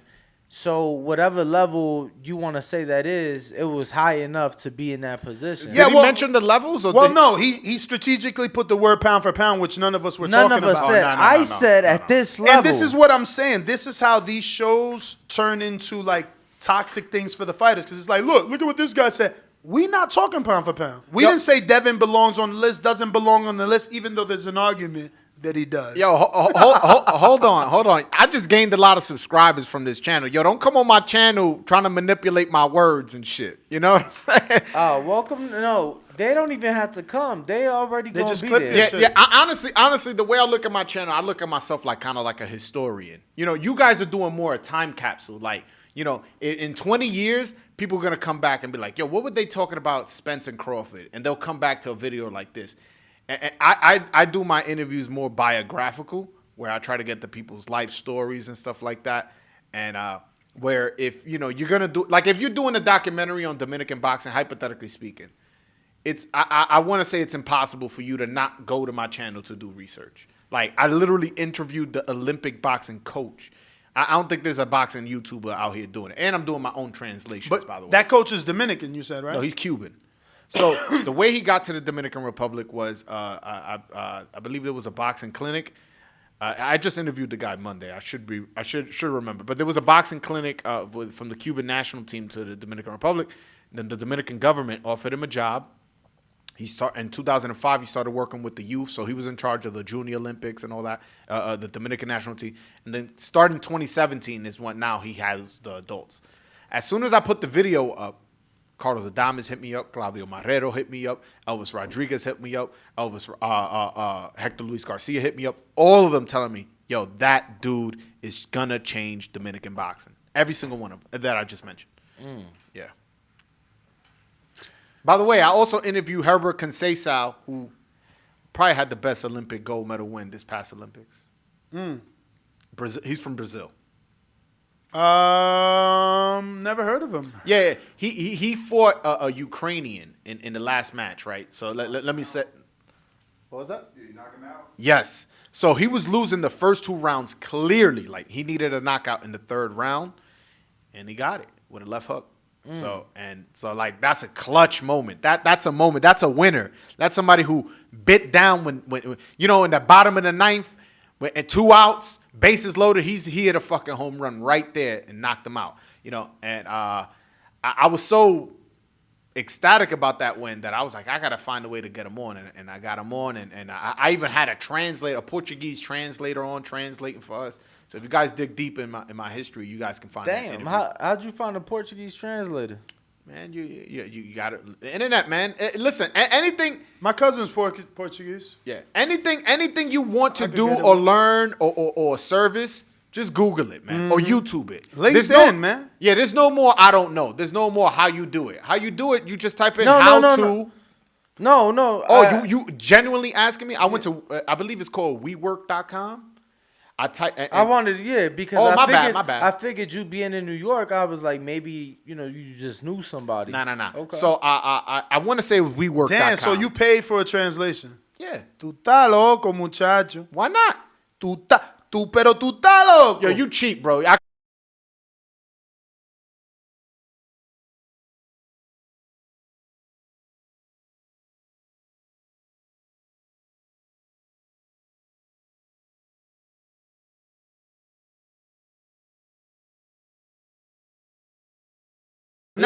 And in that 1,000, I bet you there's a Portuguese. Get out of here. No, but bro. I just got there. I bet you At that time, I had like 400 subscribers. Listen to me. Take my advice.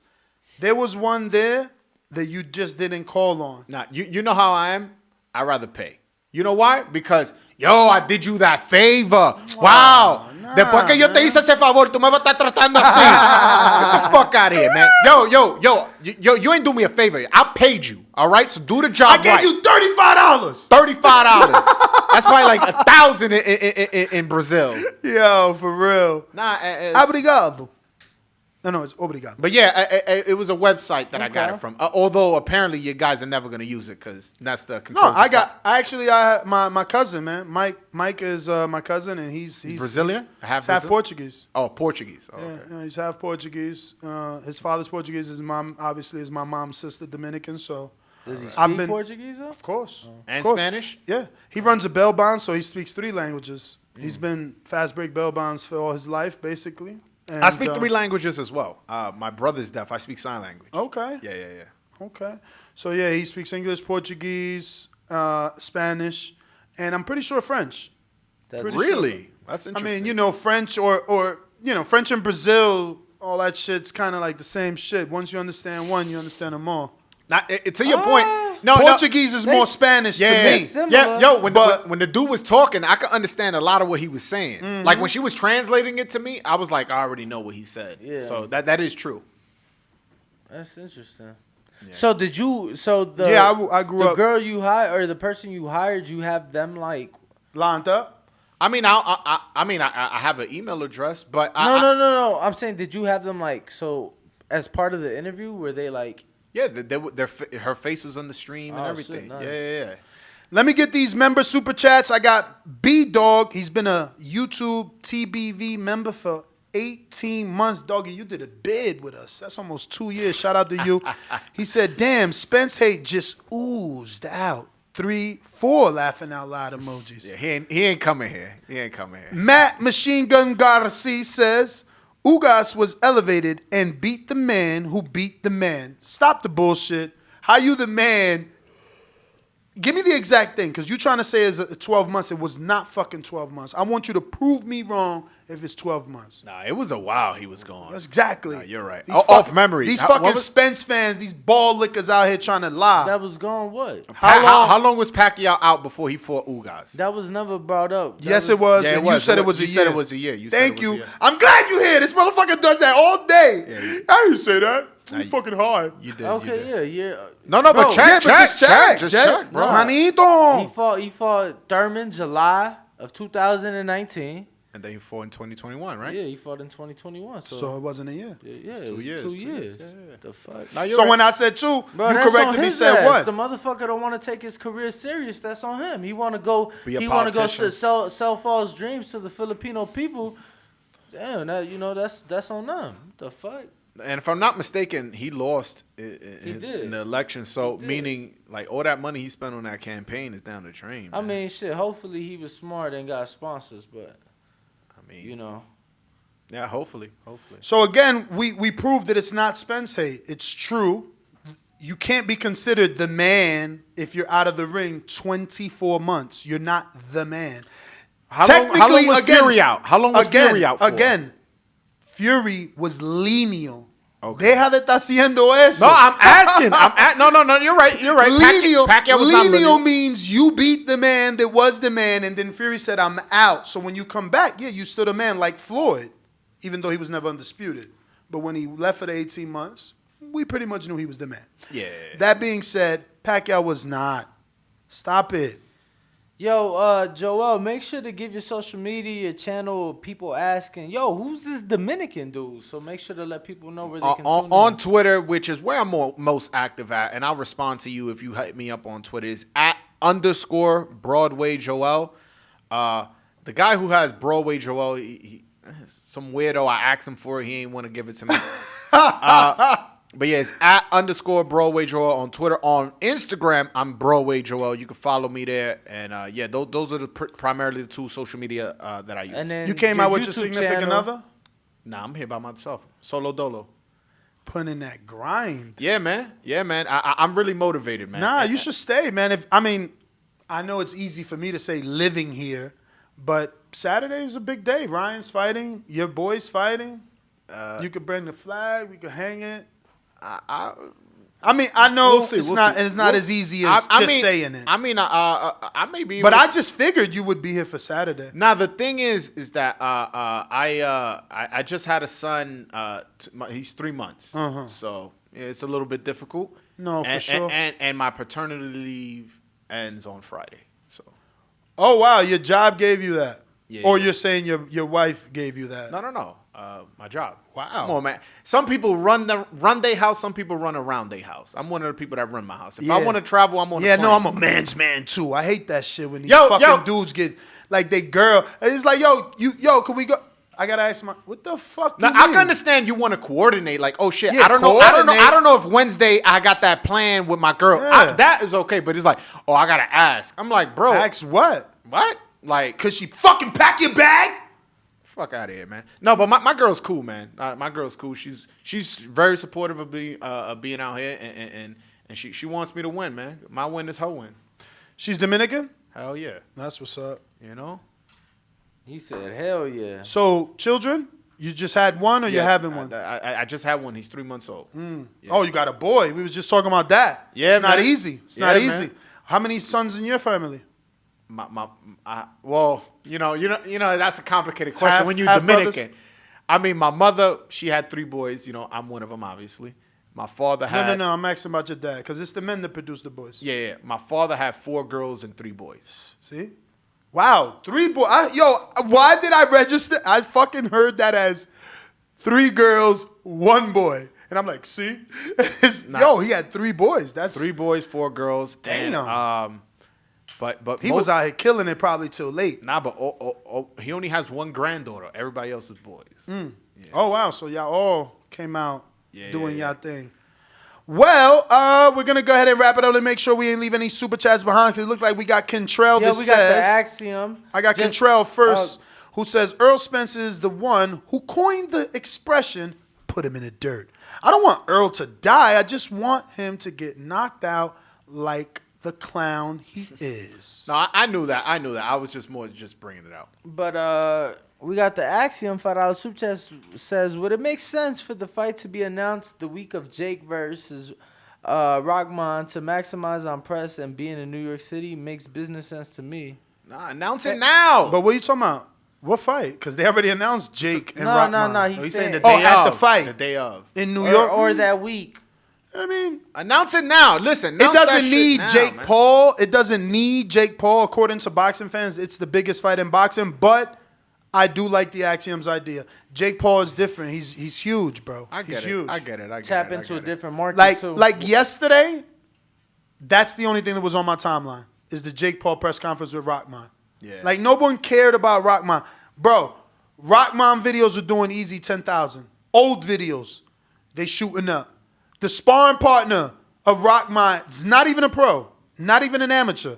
He put out a clip. He sent me the analytics like, yo, my shit blowing up. Think that, yo, the DM is like, yo, shout out to Jake Paul. All on his social media. He's posting that he sparred Rockman and just thanking Jake Paul. To your point, I was on a Twitter space, I want to say it was 2 days ago. And so a casual came in. He announced himself. He goes, yo, guys, I'm a casual. So if I ask a stupid question, like, don't attack me. We were like, yeah, ask away. He's like, what are your opinion on Adrian Broner and Jake Paul? Those are the two names he came up with. And I'm like, one of my man Lefty from Chicken Talk, he was like, damn, it's crazy that a casual thinks to ask about those two names, meaning Broner's name is still buzzing out here. You know, whether, he's been out the ring, whether we think he's going to be a world champion again, whatever our opinion on is that he's on social media, bro. Yeah. He doesn't die because he's on social media with the regular, real people. Like, he, to us, is not popping because he's not on boxing. Like, he's not on boxing scene. He's barely on Fight Hype. He's nowhere to be found in the boxing world other than his own social media, basically crying. We got the Axiom with another $5 super chat says best ways to reach the casuals. No, I mean, I guess I'm speaking from a hardcore perspective. Announce it now, man. I'm tired of waiting. I'm just getting impatient. That's more what it is. Yeah, no, I hear you. Yeah. I definitely get the impatience, because I'm ready for this shit to happen already. But is that everything, Danny? It is. I wanted to ask you a question before you close out. What made you pick Danny as your co-host?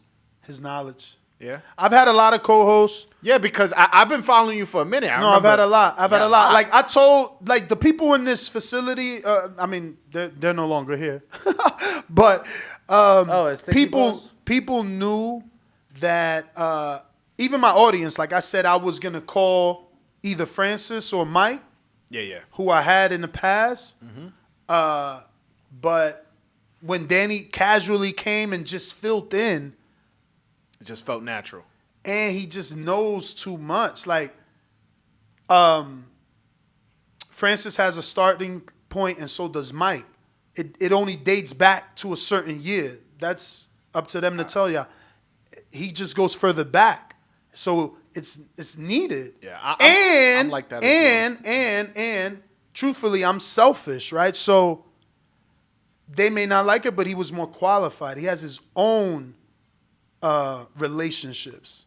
Whereas 99% of my co-hosts, I gave them the Rolodex that they have. Gotcha. Or they built it after being with me, being able to be like, yo, I'm with the Boxing Voice, and you get a number. You know, it's funny. Yesterday we were talking, and he said he's like, yeah, I always hire within my listening audience. Yeah, I'm the first person that wasn't a listener. Like, yeah. Oh, okay. I'm gonna be honest. I've done the show with him from his house in Jersey, and I fucking hated it. I thought it was like the wackest shit. I'm like, man, fuck this.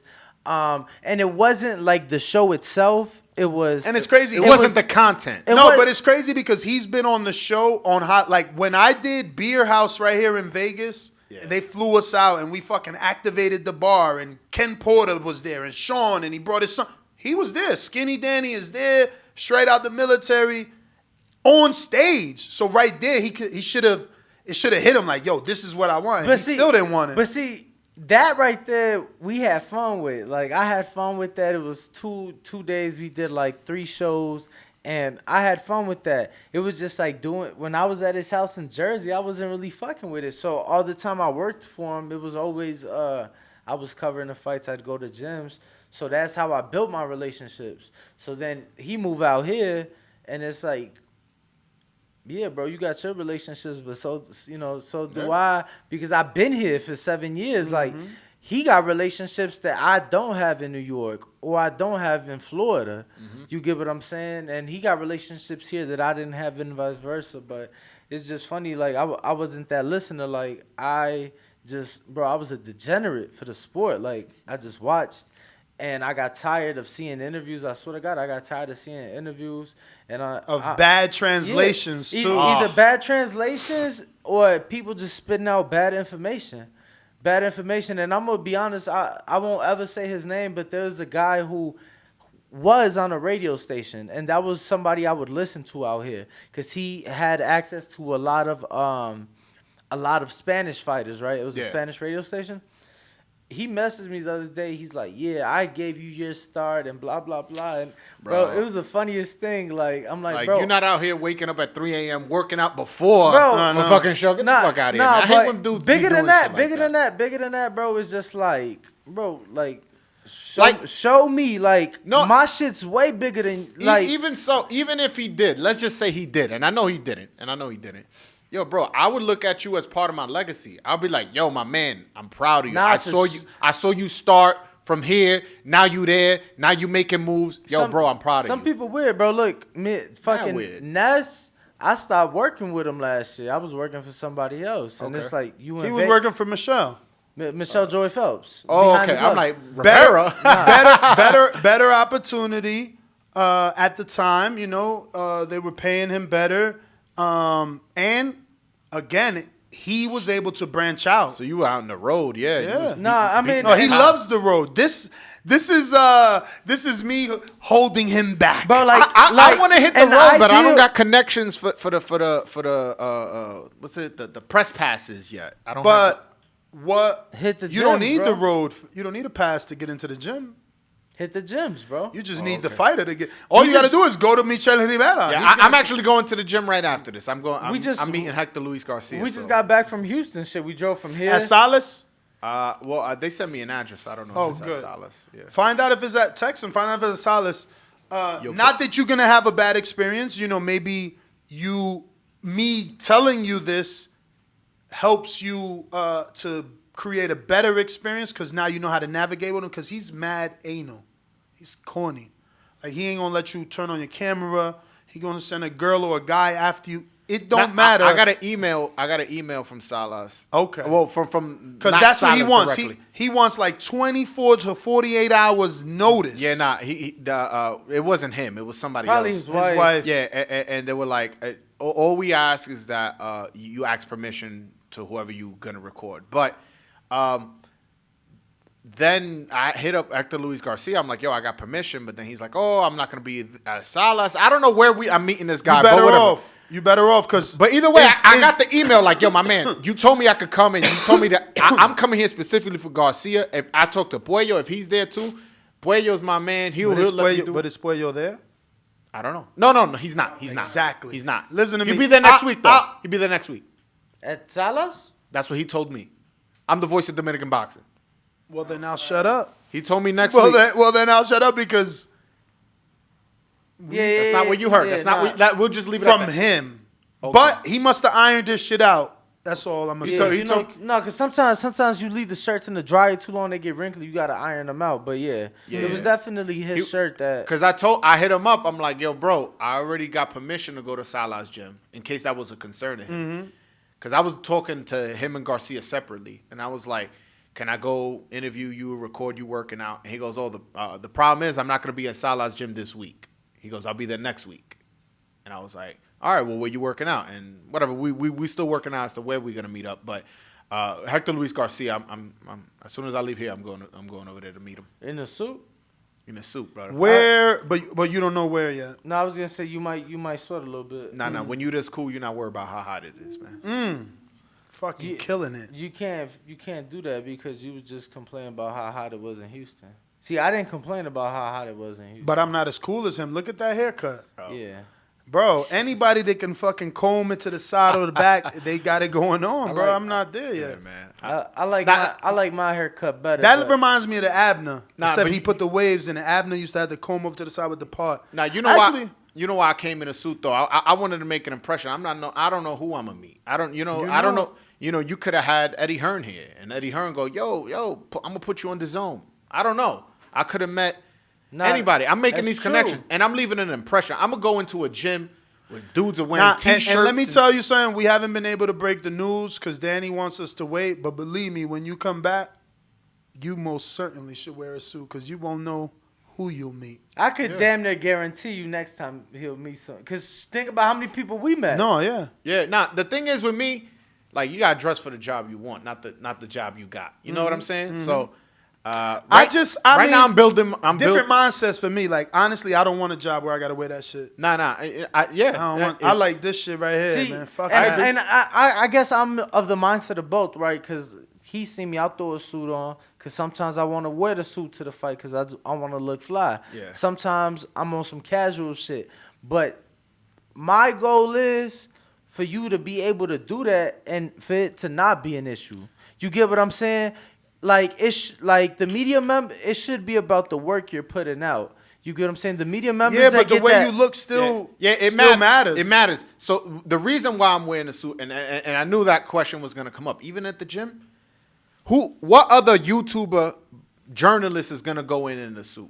So I'm gonna leave a mark. Yo, you remember that fucking guy with his hair all combed and nice, and well, he I'm wore gonna a be suit? real. They gonna be like, you remember that dude that was sweating his ass off? Nah. Homie came in here with us. No, listen, They bro. turn up the heat in there? But wait. It's hot in these gyms. Our gym, we No, get it. but do they turn up the heat? I know that it's hot. Top rank has the heat on, depending on who's the A-side fighter, because that's It's all how good, it works. bro. It's all good. I'll be a memory. And I'll leave an impression on somebody. You know what I'm saying? Oh, that guy that came in here was sweat. He sweat all through his suit. It'll be a memory. And then when they see me in New York, my hometown, ain't you that guy from? Oh yeah, I don't remember your name, but I remember you because you was wearing that suit. And boom, I'm linking with what's his name? Carson from from podcasts from Porterway. I'm linking with him too, man. I'm networking. Is that the white one or the Anthony? No, Anthony. Anthony The is light-skinned one, the light-skinned yeah. one. Carson is the white one. Yeah. I met him before in Barry's long time ago. That's why I like Sean. Sean he's real. You know what I'm saying? Like the way I only hire internally, you know, Sean. Those are his boys. Those were his boys before he was a champ. You know, I think Carson might also even be from somewhere in Ohio or his aunt. That's what's up. You know, and they're just over here now. Yeah. So they've always been there. So shout out to Sean, Ken, Shout out to all Anthony, guys, and Carson. They killing it. Oh, I also want to give a shout out to A-Side Boxing Talk, my man Truth Over Narrative. He's another content creator. Ezra from the Ezra podcast. They just started up. They each have like I think less than 100. I don't know off the top of my head. But they started up and I just want to give them a shout out. They're friends of mine from Twitter. So Ezra and A-Side Boxing Talk. Shout out to you guys, man. Word. Shout out, man. Shout Jonathan out. Sims with a $5 super chat saying, if Earl was Wilder, Bud would have the money he asking for. Side of the street was an impasse for Wilder versus Fury. This is only a legacy fight for the two. I don't really understand the question. Yeah, I don't really. It's not really a question. It's a statement, but I don't really get it, to be quite frank. Basically, he's saying Earl is not as popular. Do you guys think that the fight has? Do you guys think that the fight hasn't been announced due to negotiations, or do you think they're waiting for the right time to announce it? Like it's already a done deal, but they're waiting on it. You talking about Earl? Earl Spence. Nah, I mean, according to the article, and let me just use my little trusty. Oh yeah, I didn't read the article, unfortunately. Let me just use my little trusty comment search here, because there is a TBC representative in the chat. Was that Bernie? No. Shout out to Bernie. He was wilding out on my channel. I don't know. I thought it was under Stonebone. I seen it, but let me try just Bone. I just didn't want to paraphrase the fucker. Well, you might have to paraphrase. Basically, he was saying like, but that's what I needed the beginning because I remember more the end. But he's basically saying like that this isn't an impasse. You know, I need that whole message. Fucking hell, bro. I seen it so long ago. Stonebone, if you in there, baby, send that shit again. It just disappeared, and I thought I was gonna be able to search it. Yeah, but he says it's barely an impasse. This is, you know, Showtime and Terrence are still basically negotiating. Is the best of a paraphrase that I can do of his comment because I don't have it here anymore. But anyway, if that's all the super chats, it's time to wrap up. Joel got to get to the gyms. We got to get to the gyms. We're doing big things. Today is Wednesday, so there is no second show today. Catch us tomorrow, 6 a.m. Pacific Standard Time, 9 a.m. Eastern, right here. Check me out on social media at NestGTO, Instagram and Twitter. Nesta Gibbs on TikTok, my own personal YouTube channel, as well on YouTube at Nestor Gibbs. Danny, where can they find you? Ringwalk Danny on all platforms, and Joel.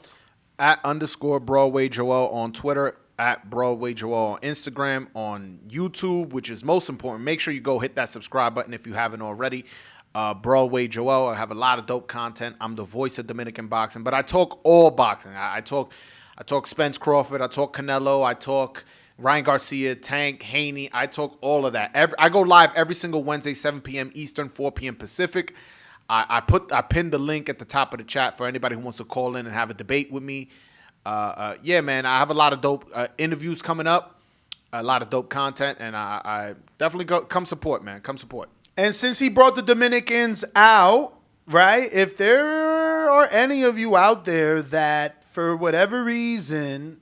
Don't whatever reason us. For whatever reason you believe that Javier is going to win. What was the poll? Oh, what is the poll, Beau? But don't forget to use the code BETTBV on my bookie when you're making your first deposit so you can double it courtesy of us. So that means if you put $500, we giving you $1,000. Your $5 plus an extra $500 for free play, which there are tons of tons of videos on YouTube of me showing you myself gambling with my own free play money from my own deposits. Javier is a plus 534 money line.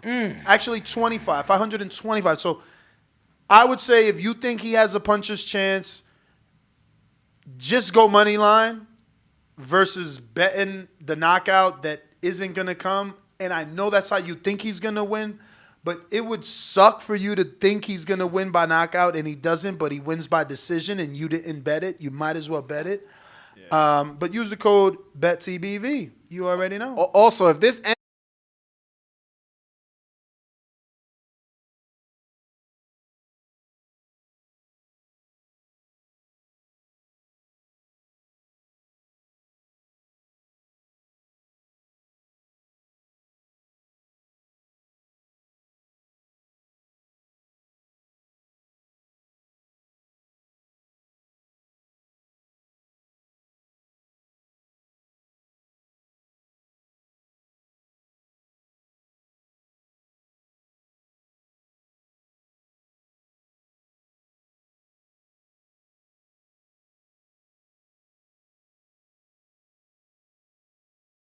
Dominicans that subscribe. A lot of Dominicans DM me asking me sometimes silly questions, but they're casuals, but they're trying to get educated. So if he wants to reach out to the Dominican market or even the Latino market, I have a lot of Mexicans as well. Shout out to my Mexican supporters. I have a lot of Mexicans. You want to get these Mexicans to try, instead of drinking Corona all the time, try drinking Presidente? A-Rod, holla at me, man. Holla at me. I'm wearing a suit, baby. You wear a suit, I'm wearing a suit. I got the flag here. I'm handsome just like you. Give me a chance. Give me a chance. For real, man. All we need is that one shot. Yo, we out. Catch us on the next one. Peace. Peace.